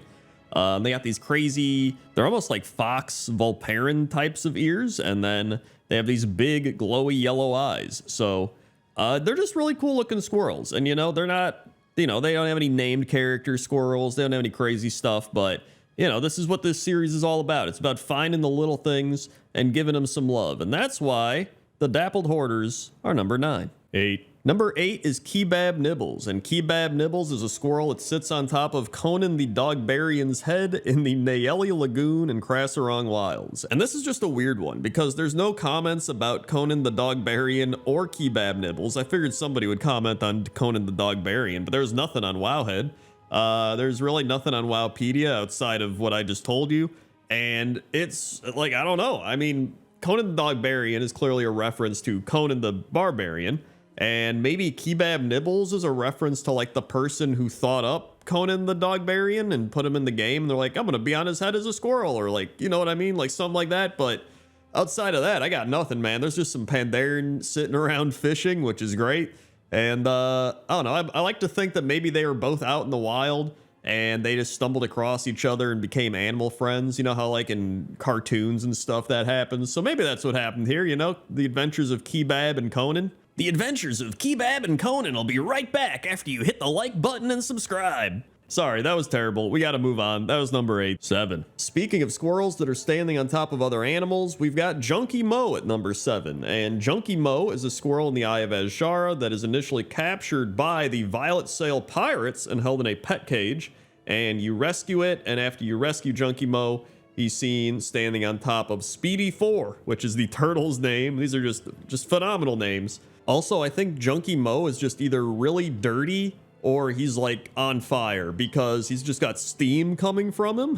Like, you know how Pigpen from Peanuts Snoopy has all the dust clouds all around him? So I don't know if he's like that because, you know, maybe he's like junkies all dirty and stuff, or like if he's just the squirrel that's got steam coming off him. I have no idea. I would say the first one's probably more plausible, but the whole quest chain is that you help all these animals get away from the pet poaching pirates, and then you bring them back to Dalaran, and that's that. But overall, it's a weird little quest line and a weird thing to find in World of Warcraft, but just the fact that this squirrel is named Junkie Mo is good enough for me to put him at number 7. 6. Number 6 are the squirrels from the Aw Nuts World Quest in Val'sharah. And if you're wondering why the footage here looks very suspicious, it's because we couldn't actually get the world quest to happen in time for the filming of this and recording. And it was like, well, we got to improvise, right? Because you can't just have Pointless Top 10 with no footage. So here we are.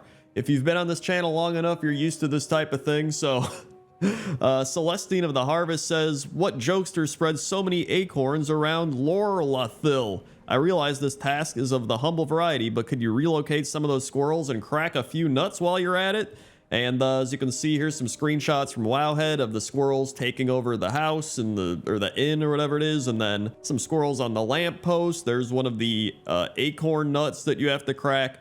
And yeah, you know, that's pretty much it. It's a big squirrel takeover of the town, and you got to help relocate the squirrels, move them around. It's a fun little goofy world quest, and that's why it's number 6. 5. Number 5 is Chufa, and Chufa is a soul shape in the form of a squirrel located in Ardenweld. And I believe this is the only soul-shaped squirrel in the game, unless I'm crazy, which it's quite possible. But a soul shape, if you don't know, is an ability unlocked for members of the Night Fae Covenant. It changes the player's form into that of an animal, blinks them a distance forward, and temporarily increases their movement speed. Critter shapes are smaller soul shape forms that are activated when it's used in a rest area, and Chufa handles the critter shapes, giving you the options to swap forms and even deactivate critter shape effects. And since the arrival of the first mortal soul to Ardenweld, the Winter Queen has granted the boon of soul shaping to the souls who join her realm so that they may tend to the forest even without a mortal body. According to Talora, the Night Elf Wisps are a type of soul shape. And Chufa is just a good guy. He looks out for his other soul-shaped friends. He helps you out, and he's just, he's just friendly. And that's why he's number 5. 4. Number 4 are the angry little squirrels, and you might have guessed it. They're angry little squirrels. They're quite little, actually. They're smaller than most other squirrels. They're very angry, and they have one ability, which is Angry Little Acorn. Viciously throw an acorn at your target, dealing 0 damage. And so the way it works is the elementals come up, and then they just start throwing their acorns at them, like, hey, get out of here. And, they're not doing any damage. Literally, they're doing 0 damage, but they're also part of the achievement, and the meek shall inherit Kalimdor, along with the Alpine Songbird, Hydral Bear Cubs, and Child of Tortola. And that's where you help each of the following critters get revenge on the mean old fire elementals. Hey, you know what? They're contributing. They're trying. And sometimes trying's half the battle, right? So I appreciate these angry little squirrels, even though they are really not doing that much. They're giving it their all. They're fighting for their land, dude. They want this forest, and they're not going to give it up without a fight. And that's why they're number 4. 3. It's broken free. Run for your lives. It's nuts. Number 3 is Nuts. Nuts is a mechanical squirrel that is summoned at the secret lab in Azshara. And in order for hunters to tame this pet, you actually have to have the Mecha Bond Imprint Matrix or be a gnome/goblin. There's also this whole process you have to go through to summon Nuts, which is you have to read this book, and then you have to activate the thorium manifold and the antimatter containment and the flux containment release and the hydrosync router, and then Nuts will spawn. Everyone freaks out, and he just looks around like a normal squirrel. But he's not a normal squirrel. He's a robot, and he's Nuts. And I never even knew about Nuts, but now that I know about Nuts, I actually really want him as a pet. I think it'd be really cool to have a robot squirrel pet, So maybe in my WoW leveling series, we'll actually go and tame Nuts. And that'll probably add on like another 2 years to my WoW leveling series. But I think it'll be worth it. Plus, I think Nuts is just, he's a cool robot squirrel. He's got the green eyes, he's got the metal tail, he's got all the bolts and stuff. And for being a robot squirrel, he actually has a lot of fluid movements. Like, he moves really well. It's almost like he's the normal squirrel with a skin over the top of him. But that can't be it. And that's why he's number 3. 2. Number 2 are the carnivorous squirrels in the Gloomshade Grove in Shadowmoon Valley, and they are guarding the Bubbling Cauldron, which contains a void-boiled squirrel and 10 to 20 garrison resources. Hooray! The void-boiled squirrel is actually an offhand that I think looks like a squirrel. I didn't actually look if it looks like a squirrel. Now I kind of want to see it. Does it look like a squirrel? It does not. What the shit is this? Why doesn't it look like a squirrel? I guess it's a little like cauldron thing with some bones in it. That should be a squirrel. That's the top comments. This is not actually a squirrel. I am disappointed. That's a missed opportunity, Blizzard. All right, can we please get that patched up? But anyway, these squirrels are actually insane. There's like a bunch of dead squirrels all over. They're like eating each other. They're eating you. They're attacking you. They just keep coming in droves. And it's pretty insane. Apparently, these are most notable for lovely charm collector's kits, but as of February 2016, they no longer give any charms. I can see why. You would just go in here and they just keep spawning and spawning, but it's still pretty insane. I never even knew about this, and if I did do the quest back in the day, I blocked it out of my mind, but it's pretty wild. So I had to put this way up high on the list, and that's why it's number 2. 1. And number 1 is Scholar, and Scholar is a human located in the Tannin jungle, and he sits on a wagon surrounded by squirrels who he occasionally throws nuts to, and if you talk to him, he pelts you in the face with several nuts before realizing you're not a squirrel and says, "Oh, hello, friend. Even in the heart of a war-torn jungle, it's important to take care of the little ones. Hey, come here. Since you took the time to say hello, would you like a gift?" And he gives you a Scholar's bag of squirrel treats, and you can use it to feed the squirrels. And I was like, dude, this guy's awesome. And then I saw that it's a tribute to Scott Collar, a veteran Blizzard employee who passed away from cancer. And then I was like, oh, this is really sad. But still, what a tribute for him, man. He gets to live on feeding the squirrels and handing out bags of squirrel treats. So rest in peace, Scott. And make sure you go get your own Scholar's bag of squirrel treats today and feed some squirrels. And that's why Scholar is number 1. 10. Number 10 is Mother Smolderweb, and Mother Smolderweb is a spider located in the lower Blackrock Spire. It's a bit of a tongue twister. And she's notable for the Smolderweb hatchling, which now you just get from getting the Smolderweb egg, and it teaches you how to summon it, but back in the day you had to get the carrier, and then you kept it in your inventory, and it was kind of annoying. But that's not all. She's also mainly known for the Mother's Milk quest, which back in the day was quite the quest. So if you don't know, it was a quest where you had to go to this boss and poison yourself, and then go back to the quest giver who was like outside Blackrock Mountain, and then he would, quote, milk you of the poison, and that was the quest. And pretty much nobody liked doing it. It was just really annoying. It was a dumb mechanic, and people memed it. They share it all over. Like when you're in a battleground and you haven't done it, they'll just share that quest because they know you haven't completed it. And then after the guy milks the poison out of you, he just uses it for making beer. Because he's like, what did you think I was going to do? Make poison or something? But either way, Mother Smolderweb's actually a really cool spider. And if you read the dungeon journal entry, it says centuries ago, the Dark Iron Dwarves dug into the lair of Mother Smolderweb, releasing the massive arachnid into the spire's halls.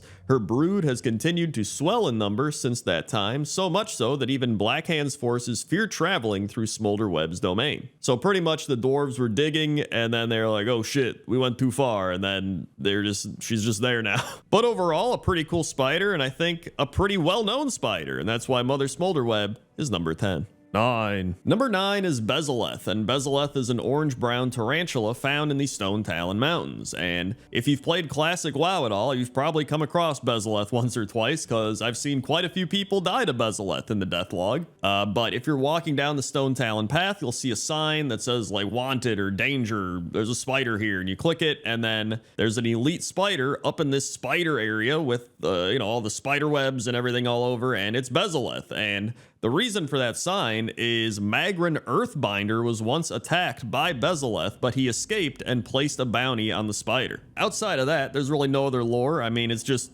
some Taran got attacked and was like, kill that spider, it tried to kill me. That's pretty much it.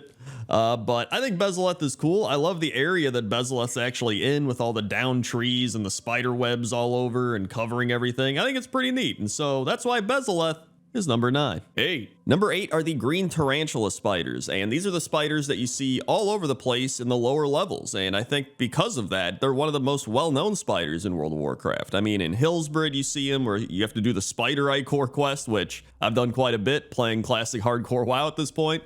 There's in Teldrassil, they have them, in Stone Talon. I mean, they're really all over. And I included the old model and the new model. So I actually think the new model looks pretty cool, but I like the old model just for a little bit of nostalgia in there.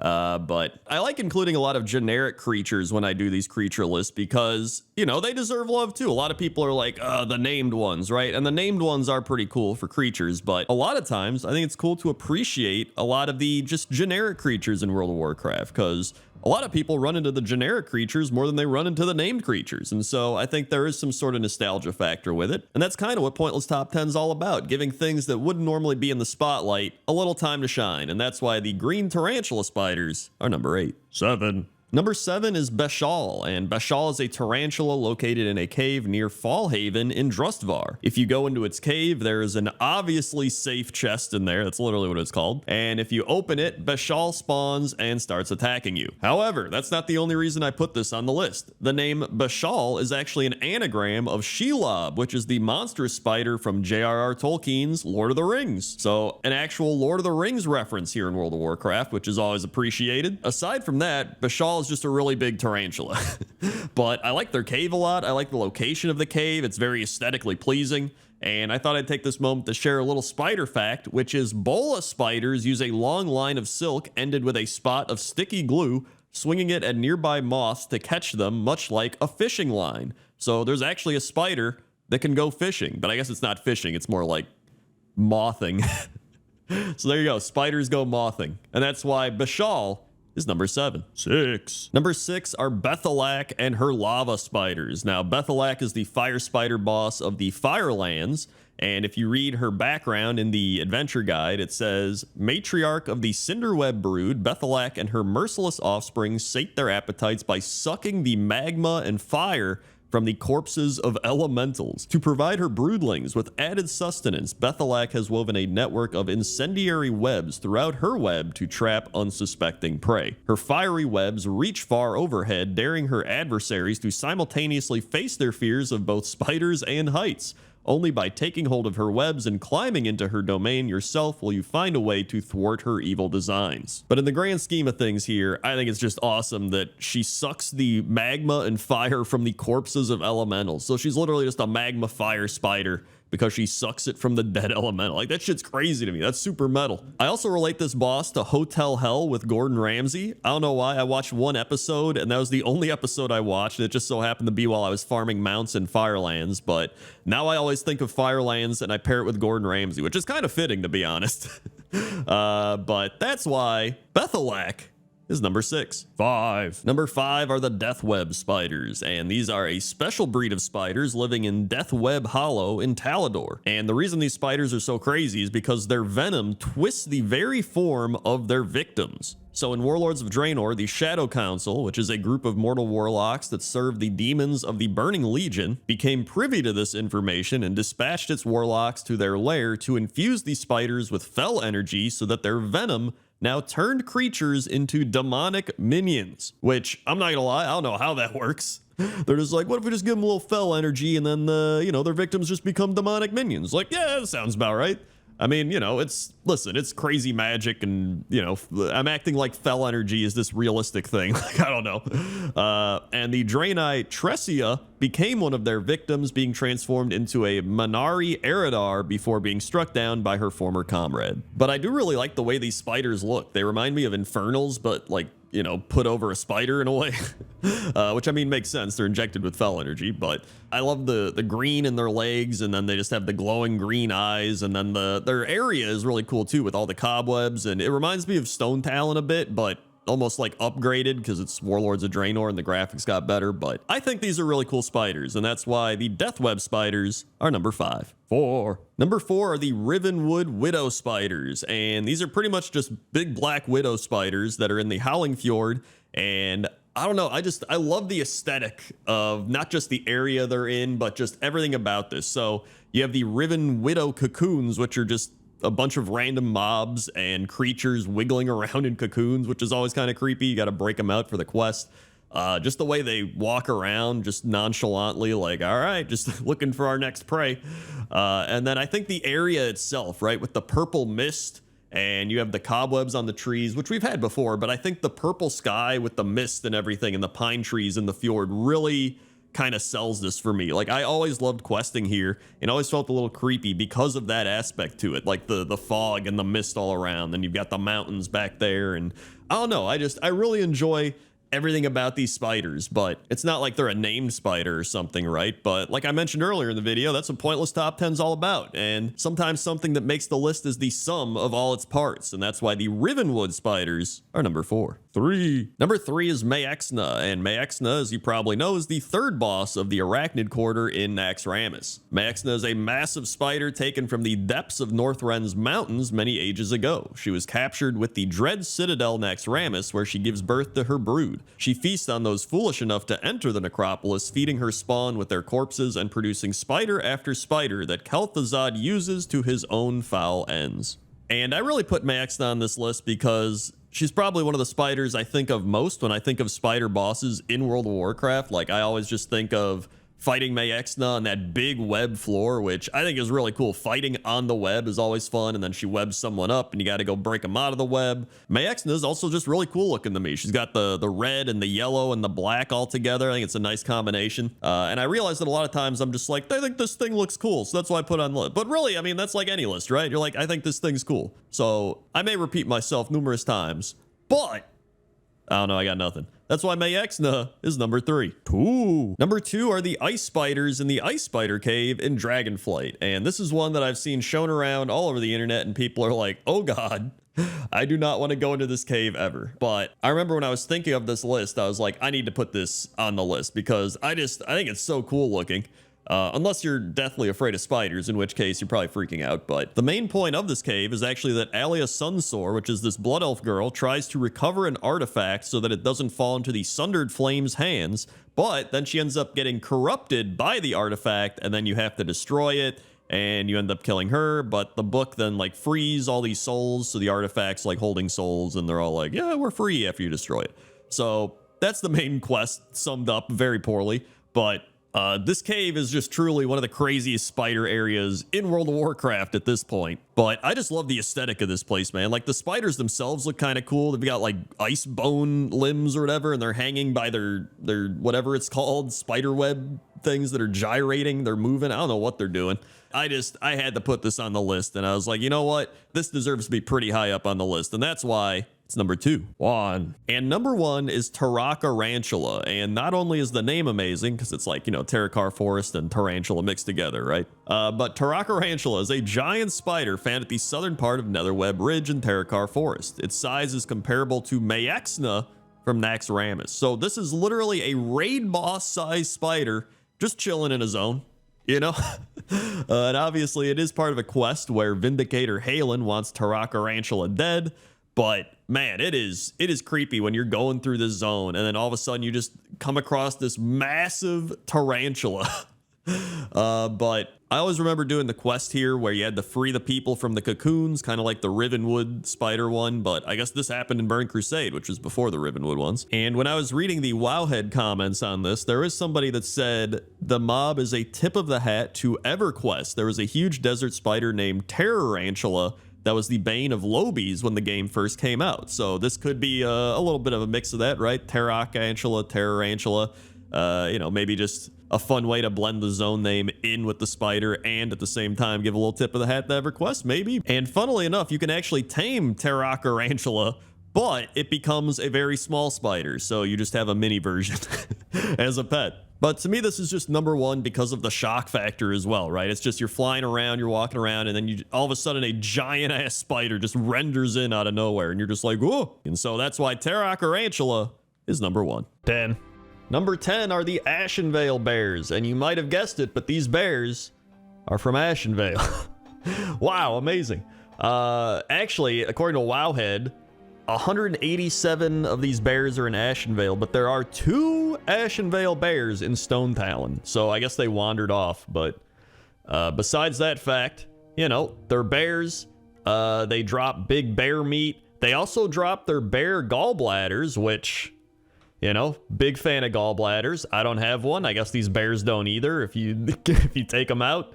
And then, while I was wandering around in Ashenvale, stumbled across this rare bear whose name is Ursangaus. Ursangaus? Is that how you say it? Apparently, he's just a rare NPC or he's for a quest or something like that. But, you know, he's got cool markings on him. Kind of looks like a druid. Apparently, the classic quest is Ursangaus's paw. Either way, you know, Ashenvale bears, they're cool. They're great. And they're number 10. 9. Number 9 are the gray bears of the Hillsbred Foothills, and you might have guessed it, they're gray. There's also some in the Alterac Mountains, but it feels like the same zone when you think about it. I think Hillsbred's just the cooler of the 2 zones. Alterac Mountains, you just think of Alterac Valley, you know what I mean? Either way, I always think of the bear ass quest when I think of these bears, because you had to do the quest to get 10 bear flanks and then the spider eye core, and this is what I always considered the bear quest to be, you know what I mean? Apparently there is in Loch Modan an actual bear rump quest or something like that, so there's an actual bear ass quest, but I always tied it into this one because you had to get 10 bear flanks and they were always really hard to get. So that's that. But that's number 8 or 9. Number 9. 8. Number 8 is the Great Bear Spirit, and I picked the Great Bear Spirit because it felt fitting to have a bear that teaches you how to be a bear be on this list. You know what I mean? Like, this is the bear you went to as a druid to learn how to be a bear. So, I mean, he must know something about bears. He's obviously he's like a ghost bear, so I think he used to be a bear, and now he's a spirit bear. I don't know, but apparently they got rid of him in Cataclysm, too, but he's still there in Classic WoW. I don't know why they got rid of him in Cataclysm. Doesn't even make sense. Like, why would you get rid of the Great Bear Spirit? Maybe he knew too much and they had to take him out. Then they replaced him with the mediocre Bear Spirit that didn't know he was a bear half the time and just forgets what he's doing. You're just like, hey, I'm trying to learn bear form. And he's like, what? Oh, yeah, just, I don't know, roar, catch a fish. Listen, man, I got nothing. They got rid of the great one. 7. Number 7 is Old Grizzlegut, and Old Grizzlegut is on this list because of his name. However, he's also on this list because he's a rare bear, and apparently he's a pretty good hunter pet from what I've read up on. And he actually had his model updated in Legion, so you can see this is the updated model. Now, some of these shots are the old model. These are slightly altered, so I don't know if you can actually tell or not, but there is a slight difference. They're not captured in game fully as well. They're partially captured in game. So again, it's probably difficult to tell, but just throwing that out there. He also had his level reduced from 43 to 37 in Cataclysm. So if you're out in Fairless, you're walking around, you find Old Grizzlegut, just realize that's one rare bear. Why did I say that like I'm on a TV news program? That's one rare bear. That's one rare bear. Crendor? 6. Thanks, Crendor. We've got breaking news here in the studio of a dwarf being stuck up in a tree, yelling at bears and threatening to punch them. More after the break. See that? You see that little news segment thing I did? That wasn't even planned. That was just pure improv. That's what you get on this amazing YouTube channel. Anyway, number 6 are the black bears in Dunmorrow and Loch Modan, although I think they're primarily in Dunmorrow, but there are some in Loch Modan. Whenever I think of doing the dwarf starting area, I always think of the black bears because, I mean, I always think of that, you know that intro with the dwarf and the bear from like way back in the original Warcraft? I always think of that, and that's probably a black bear because I would imagine the dwarf tamed it out in the Dunmorrow wilderness or whatever. Anyway, here's some bears and they're like drinking his ale or whatever. I don't know if those bears are legal enough to drink. And then here's some of the Loch Modan black bears. Just chilling out. They're having a good time. And yeah, you know, I think, I don't know what I think. That's number 6. 5. Number 5 is Misha, and Misha is Rexar's bear. Misha's a very large brown bear, and she is the sworn companion of Rexar. And Misha's one of the bears in this list that I think people that don't play World of Warcraft probably know, because she was in Warcraft 3, she was in Hearthstone, she was in Heroes of the Storm, so Misha's been in a lot of games, actually. And some little trivia things for you. In Tierguard Sound, Misha's generic name is Tamed Bear, except for the first 2 cinematics in the bonus campaign in Warcraft 3, The Frozen Throne. Misha goes unacknowledged by everyone throughout the campaign. That is pretty crazy. You would think someone would be like, hey, Rexar, you got a large bear walking with you. That's a little odd. You think somebody would notice the large bear companion of this orc, who is also just a massive orc. In fact, I think Rexar's like... Hold on, I gotta click on this. Rexar, Champion of the Horde, is half ogre, half orc beastmaster. That's right, Rexar's half ogre. So, there you go. You got a little Rexar knowledge on top of the bear facts. So, that's number 5. 4. Number 4 is Ursius, and I put Ursius at number 4 because whenever I think of Winter Spring, I always think of the Ursius quest, where you have to go and kill Ursius. And at first in Classic WoW, he's up in the mountains, he's just walking around. And then in Cataclysm, they made it so Ursius moves into a cave that used to belong to some raging owl beasts. And then I guess he's just like, hey, they left, and he just takes it over. And he's been there ever since. So that's Ursius. And I looked up the quest to see if there was a reason to kill him. And there literally isn't. He's just like, hey, Ursius is dangerous. He's up in the mountains, go get him. Like, that's literally the quest. So just great writing there.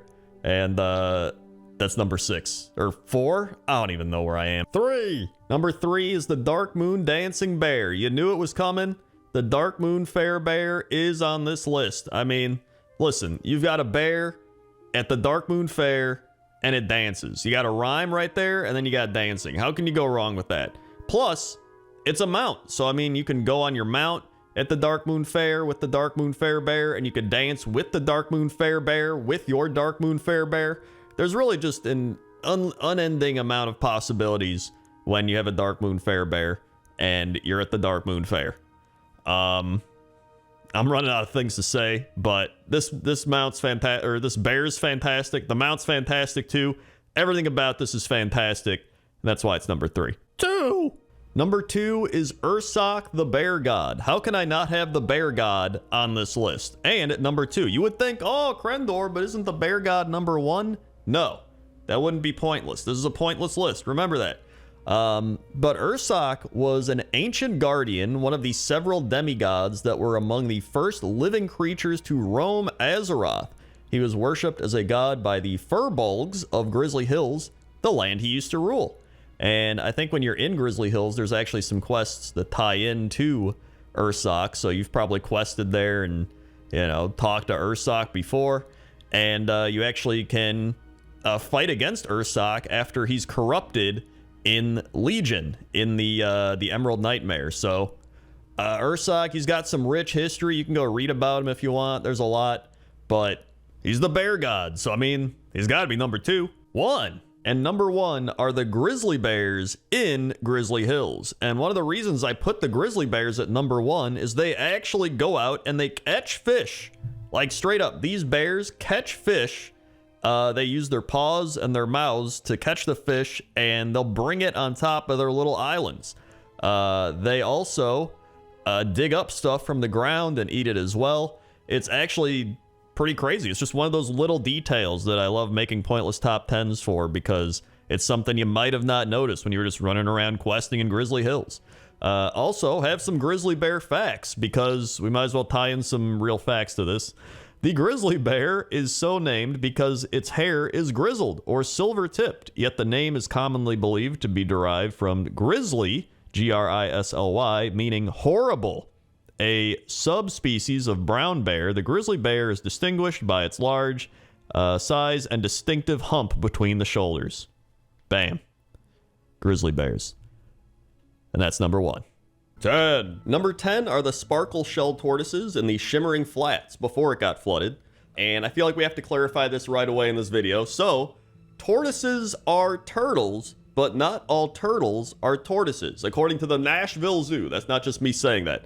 And apparently, tortoises have more round and domed shells, where turtles have thinner, more water-dynamic shells. Tortoises spend most of their time on land.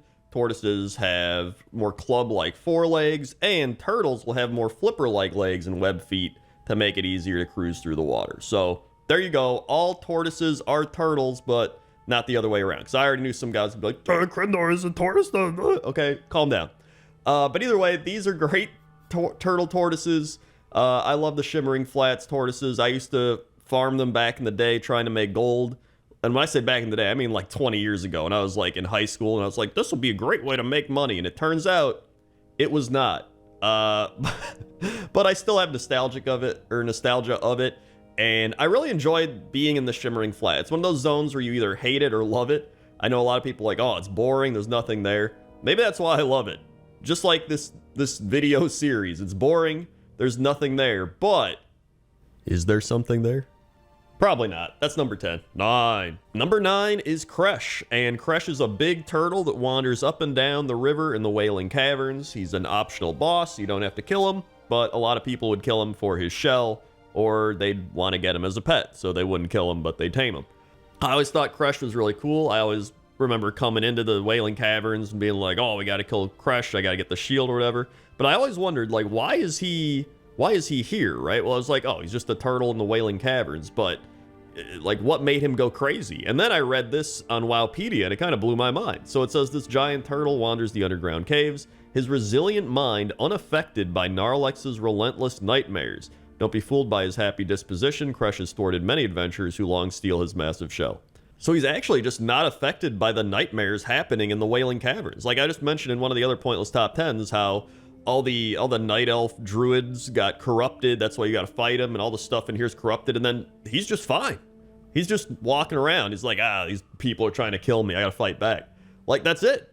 So like, why are we not researching this? Like, for some reason, this turtle is just immune to the dark energies of the nightmare. Like, what? And everyone's like, I don't know. I tried looking more into it, and nobody knows anything. So I'm like, am I crazy? Like, you would think somebody in charge in World of Warcraft, not like Blizzard, but like somebody like Thrall or like one of these people be like, hey, you know what? Isn't it kind of crazy that turtle's unaffected by the nightmare? Maybe we should like research it a bit, you know? They're just like, nah, I don't think so. So you know what? Just for Thresh's resiliency to evil, he's number 9. 8. Number 8 are the Snapjaw turtles in Hillsborough Foothills, and I think these are one of the most notorious questing turtles. I think it's an early level range of like in the 20s, 30s. Most people on Alliance and Horde run into these turtles, and they need to get them for the turtle meat. And I think because of that, a lot of people spend a lot of time trying to kill these, and they're kind of tanky, and it takes a while to get the turtle meat. But, you know, most people have run into these Snapjaw turtles, and I think because of that, they are one of the most notorious turtles in World of Warcraft, but they are not, you know, they're not like a super cool turtle. They're not anything crazy, but, you know, it's a Snapjaw turtle, right? And everybody knows about them, and I feel like because of that, they're number 8. 7. Number 7 is Krusty Bob, and Krusty Bob is just a small turtle that runs around a camp in the Azuremist Isle. And there's really nothing more to it. He's just he's a little guy. He runs around, and he's pretty fast for a turtle, to be honest. Like, look how fast he's running. You expect to see a little turtle, like, going doop, doop, doop, doop. But no, he's zipping around, man. There's really no other information on him. I expected there to be something, but part of me thought this might be a Simpsons reference to, like, Krusty the Clown and Sideshow Bob. So that would be my best guess. Maybe somebody was like, hey, let's put a little Simpson reference in there, but there's no official... like, this is a reference type of thing, right? So, I mean, overall, even if he's not a reference, he's just a fun little turtle guy. And I believe you can get a turtle similar to him in Children's Week. That's what I was finding when I was researching this. So if you want your own Krusty Bob, you can go get one in Children's Week, which I guess was pretty recently if you're watching this when this came out. But maybe you're watching it later. I don't know. Overall, Krusty Bob, great turtle, very fast. Number 7. 6. Number 6 is Dubenko, and Dubenko is a turtle at the Dark Moon Fair. He looks a little bit like Krusty Bob, but actually I think he looks a little more crusty. I think he should be Krusty Bob, and Krusty Bob should be Dubenko, but that's besides the point. And he walks around with a big stick on his shell. I don't know how he got that stick on his shell. I don't know if they just glued it on or what they did. But yeah, he walks around and you try to throw rings on him, and that's one of the Dark Moon Fair dailies. And I don't know if this is a ethical business practice. I mean, this is the Dark Moon Fair, right? But the animal activists or whatever in World of Warcraft, the DETA, the Druids for the Ethical and Humane Treatment of Animals, I don't know if they would like this very much. But, you know, maybe he's having a good time. Maybe he enjoys people missing the ring toss things. He enjoys yelling at you. I think it would actually be more fitting if he yelled at you. Right? Every time you miss, he's like, you idiot. Come on, I bet you can't get a ring on here. In fact, that would probably be more like Krusty Bob. I think, plus, you know, carnivals, like the Simpson reference, like Krusty Bob, right? I really think Dubenko and Krusty Bob should change names. I think it'd be very fitting. But either way, he's number 6. 5. Number 5 is Tortola, and Tortola is a turtle demigod, and according to Hamuel Rune Totem, he is one of the oldest ancients, having been alive since the time of the Titans. Due to that, he speaks in an old language that has been long forgotten, which proves incomprehensible to players. And although Tortola wasn't apparently seriously injured, he needed time to recover from the war, and then when he was sleeping, the shattering itself is what woke him up, and so the Twilight's hammer came to capture him, and he wasn't ready, and then they were able to create the Dark Ancient Nemesis, replacing Tortola. And that's why we have Nemesis here, who's kind of like the crazy Bowser version of Tortola, which still looks pretty sick, which is why I had to include this as well. And after players free him and his unborn children, he is prepared to bring down his wrath and that of his children alongside the Guardians of Hyjal. Tortola later assisted adventurers in closing a portal of the Twilight's Hammer to Firelands and a burning Night Elf town in Mount Hyjal. So this turtle's had some insane backstory, and he's probably one of the most powerful turtles in World of Warcraft, and because of that, he's number 5. 4. Number 4 is Scroll Sage Nola and the turtles making it to the water. I had to include the turtles making it to the water, like 100%. How could you not have a turtle list without those turtles?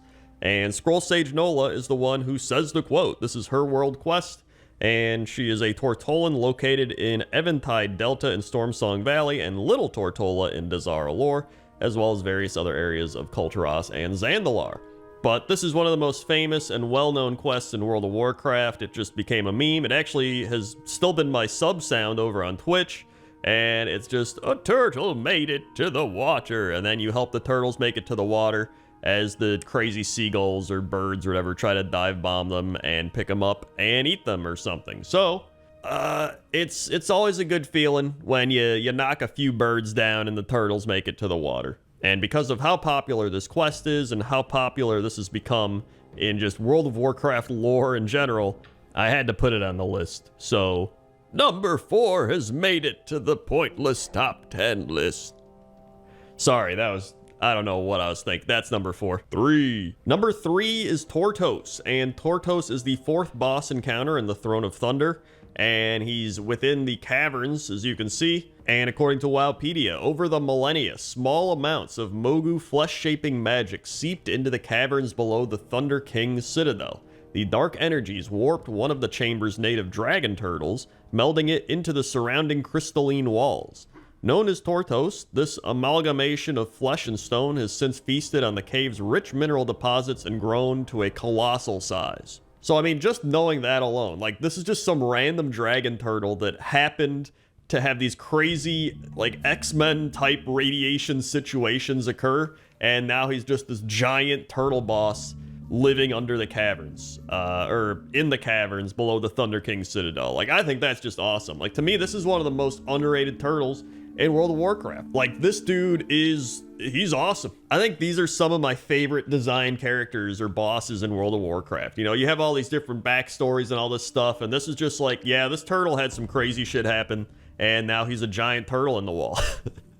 And so I had to put him on the list, and I was like, I gotta put him high up on the list. He's too cool for this. So he's number 3. 2. Number 2 is Lonely Guju, and Lonely Guju is a ghostly flying turtle found on the northeastern shores of the Kunlai Summit, and he responds to various emotes such as /love, /hug, /wave, etc. And Lonely Guju is actually a reference to Lonesome George, who was a 100-year-old tortoise that was one of the rarest creatures in the world and served as an important symbol for the conservation efforts in the Galapagos Islands and throughout the world. So first off, a flying ghost turtle is pretty cool, so that alone made me want to put this on the list. But then, reading about the references to Lonesome George and how it's just, you know, it's sad. He was one of the last rare creatures of his kind, and then he died in 2012, and they made this reference to him, and then you can wave to him, and he follows you around, and then he just dies. Like, he's already a ghost, then he dies again. It's even more sad.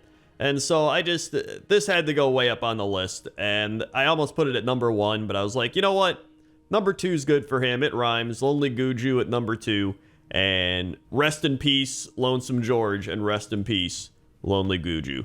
1. And number 1 is Shenzin Su, and Shenzin Su is a great turtle that roams Azeroth's oceans, which some Pandaren named the Wandering Isle, on which they explore the world outside Pandaria. He is a fully sentient being, and he's quite aware of the Pandaren that have been living on his back for generations. Another crazy thing I read is that Shenzin Su is the largest animal in Azeroth, possibly the largest animal known to exist so far. And so, according to Wowpedia, centuries ago, a sea turtle hatched at Turtle Beach in the Krasarong Wilds in the land of Pandaria. This turtle presumably lived a normal everyday life, reaching adulthood and becoming a creature of noteworthy size. One fateful day 800 years before the Dark Portal, it met and was befriended by a Pandaren named Lu Lang, which we actually talk about a bit in Pointless Top 10 Statues, link above. And if you look at the pet journal entry of the Emerald Turtle, it says, "It is difficult to believe that Shenzin Su began life as a tiny emerald turtle." While the Wanderer's Festival hatchling says, legend has it that the Sea Dragon Turtle, just like this one, grew up and became Shenzin Su. So we already had that cavern turtle that was just a normal turtle and grew up into this crazy cavern boss. And now we have Shenzin Su, who was also just some small normal turtle and then became an entire island that people live on. Like, it's crazy. And so, because of that, he's one of the biggest, if not the biggest, animal in all of Azeroth. He's easily the biggest turtle, and he's just a really cool looking turtle overall. And that's why he's number 1. 10. Number 10 is the Mother of Wolves, and the Mother of Wolves is a fell wolf found at the Frost Den in Frostfire Ridge. She was a Frost Wolf alpha mother, but got infected by demonic energy, causing her former pack to turn on her, which you can see right here. They are all attacking her, they're surrounding her, and, you know, it's kind of sad, because this is like their Frost Wolf alpha mother, and now it's like she's diseased, right? It's almost like those zombie shows where somebody gets infected, and they're just like, no, this is my wife, and then they're like, no, it's a zombie. And they're like, no, right? And then they have to like take her out. It's like that.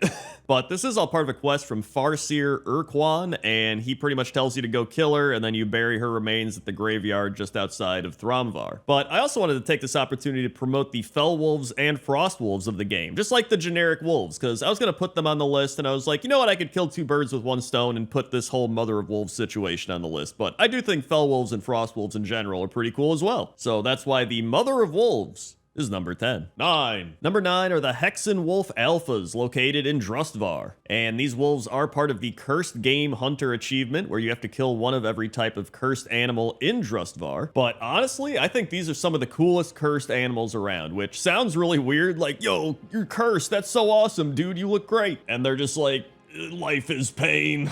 But, you know, you could be cursed and look pretty cool. It's better than being cursed and not looking cool. There's a lot of those. Also, someone mentioned on Wowhead that if any hunters try to tame these, the blue effect goes away and it just becomes a regular gray wolf, which, if it's still like that, that's so dumb. Like, just let people have a cool looking cursed blue wolf. And you know what? Let's do some wolf facts, because I love doing facts about any animals I make lists out of. So, wolves can live up to 13 years in the wild. Wolves have 42 teeth. Wolf pups are actually born deaf and blind with bright blue eyes. Wolves can run at 36 to 38 miles per hour. And a wolf's howl can be heard up to 10 kilometers away. So there you go. Wolves are pretty cool, just like the Hexen Wolf Alphas. And that's why they're number 9. 8. Number 8 is Nokkarash, and Nokkarash is a gigantic Garn who dwells north of Wargal in Frostfire Ridge, and he actually drops the Garn Nighthowl mount after he's been defeated. And if you're like me and were wondering, what is a Garn? Well, a Garn are a species of massive black wolves that are native to Frostfire Ridge on Draenor.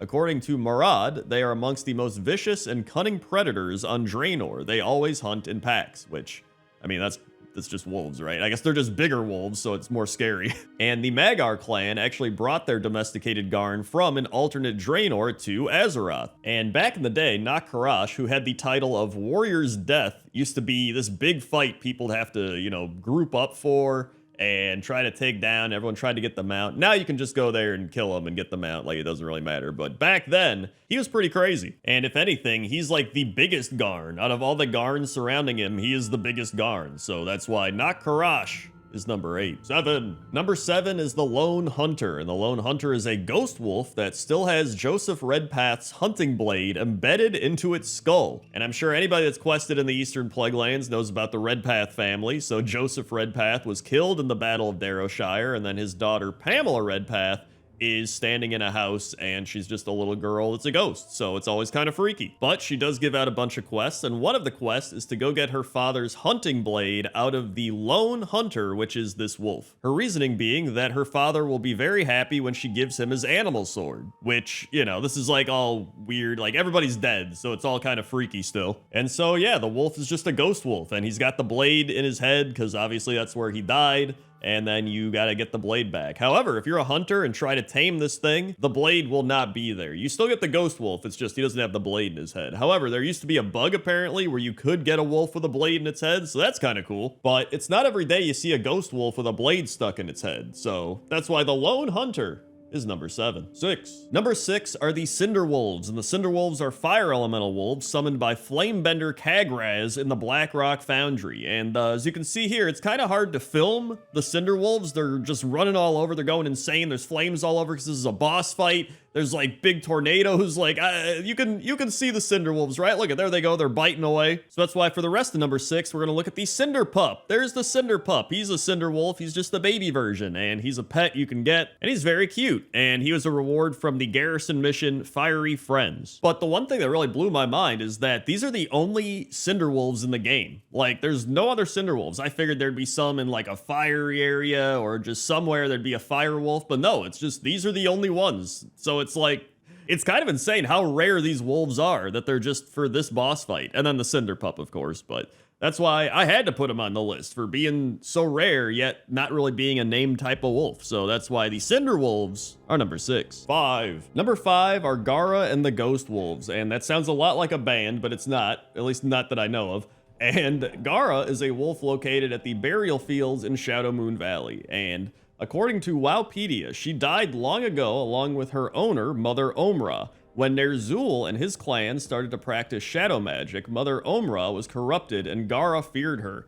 Her forlorn spirit returned to her owner's grave. When a Beastmaster hunter pets her and shows her a Shadowberry, if one creates a spirit effigy, they can return it to Omra's grave and redeem her. However, Zan does not approve of this and takes Gara as captive. And if you don't know who Zan is a void god in Shadow Moon Valley. And so then you have to find a void lantern, you enter the void, you kill a bunch of void stuff, and then Zan appears and you kill Zan. But moments before he dies, he consumes void, which corrupts Gara, and the only way to save Gara is by taming her. So you have to tame Gara, and after that, Mother Omra says her goodbyes and prays to see her again. And then you have Gara, who becomes a Void Wolf. But man, I didn't know about Gara before doing research for this Pointless Top 10, and now that's pretty crazy. Like, this Ghost Wolf becomes a Void Wolf, and then there's like this whole Ner'zhul backstory. It's crazy. So I also wanted to include the Ghost Wolves because I do think the Ghost Wolf model looks really cool, including Shaman Ghost Wolf. Shout out to Shaman Ghost Wolf, which didn't make the list, but I wanted to give it a shout out because I know somebody's be like, Shaman Ghost Wolf didn't make the list, and it's pretty cool. So that's why Gara and all forms of Ghost Wolves are number 5. 4. Number 4 is Zack, and Zack is a dancing wolf at the Mok'Nathal village in the Blade's Edge Mountains. So we go from this intense backstory to a dancing wolf. But hey, you know what? Dancing wolves are pretty great. In fact, dancing any animal is pretty great, to be honest. But I love that that's just all he does. He just stands here and he dances, and then he's like, ooh, gotta take a break. And he's like, all right, gotta keep dancing. And then the dude next to him's just like, hey, all right, yeah. And then that's the entire premise of what's going on here. But it's so simplistic, yet so fun. I also did see on Wowhead that someone said it could be a reference to Zakk Wylde, who also has 2 Ks in the name Zack, and he was the lead guitarist for Ozzy Osbourne. And as you know, Ozzy Osbourne did a World of Warcraft commercial way back in the day, and it was always pretty well known that Blizzard loved their rock and metal music, especially, you know, Elite Tauren Chieftain and all that stuff. But whether this is a reference or not, I don't care. This is Zack the Dancing Wolf, and that's good enough for me to put him at number 4. 3. Number 3 is Moonfang, and Moonfang is a world boss located in the woods on the western part of Darkmoon Island, which is always up when the Darkmoon Fair is up. And Moonfang can drop a few items, but the primary ones are Moonfang's Pelt, Moonfang's Paw,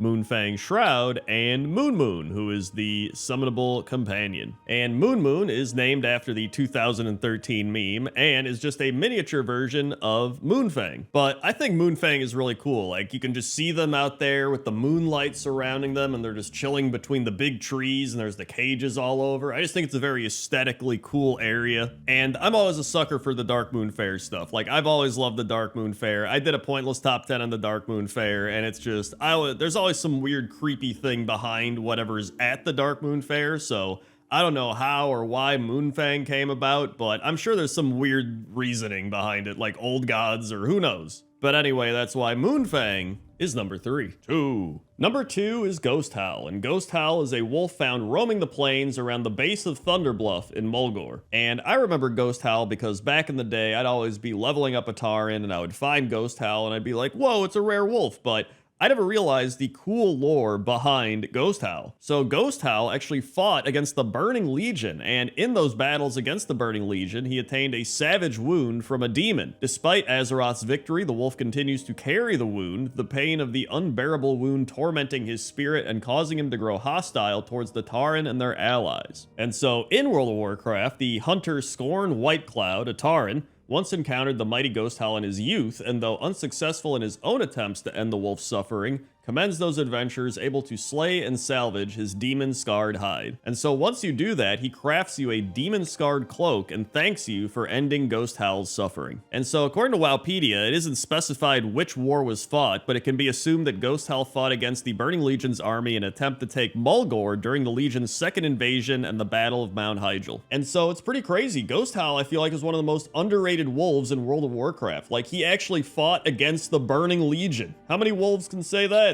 And that's why He's number 2. 1. And number 1 are direwolves, specifically the direwolf mount, because this was the first mount I ever got in World of Warcraft. It was my mount that I got on my Billy character that many of you know from my old WoW videos, and I just always have nostalgia with the direwolf, because I remember getting this mount for the first time, and I was like, dude, I did it! I finally got a mount! So that was like my first real connection to a mount, and it was phenomenal. And riding around on your wolf, and being like, yeah, woo! And I remember always going to the stables and all the wolves were there. And I remember just being so excited because I was an orc and all the orcs got wolves. And I was like, dude, this is awesome. Like everyone else had horses and skeleton horses and whatever it is. But I was like, dude, I get a wolf. But I guess Kodos are pretty cool too. But wolves were the best. And so that's why, to me, dire wolves, specifically the dire wolf mount, is number 1.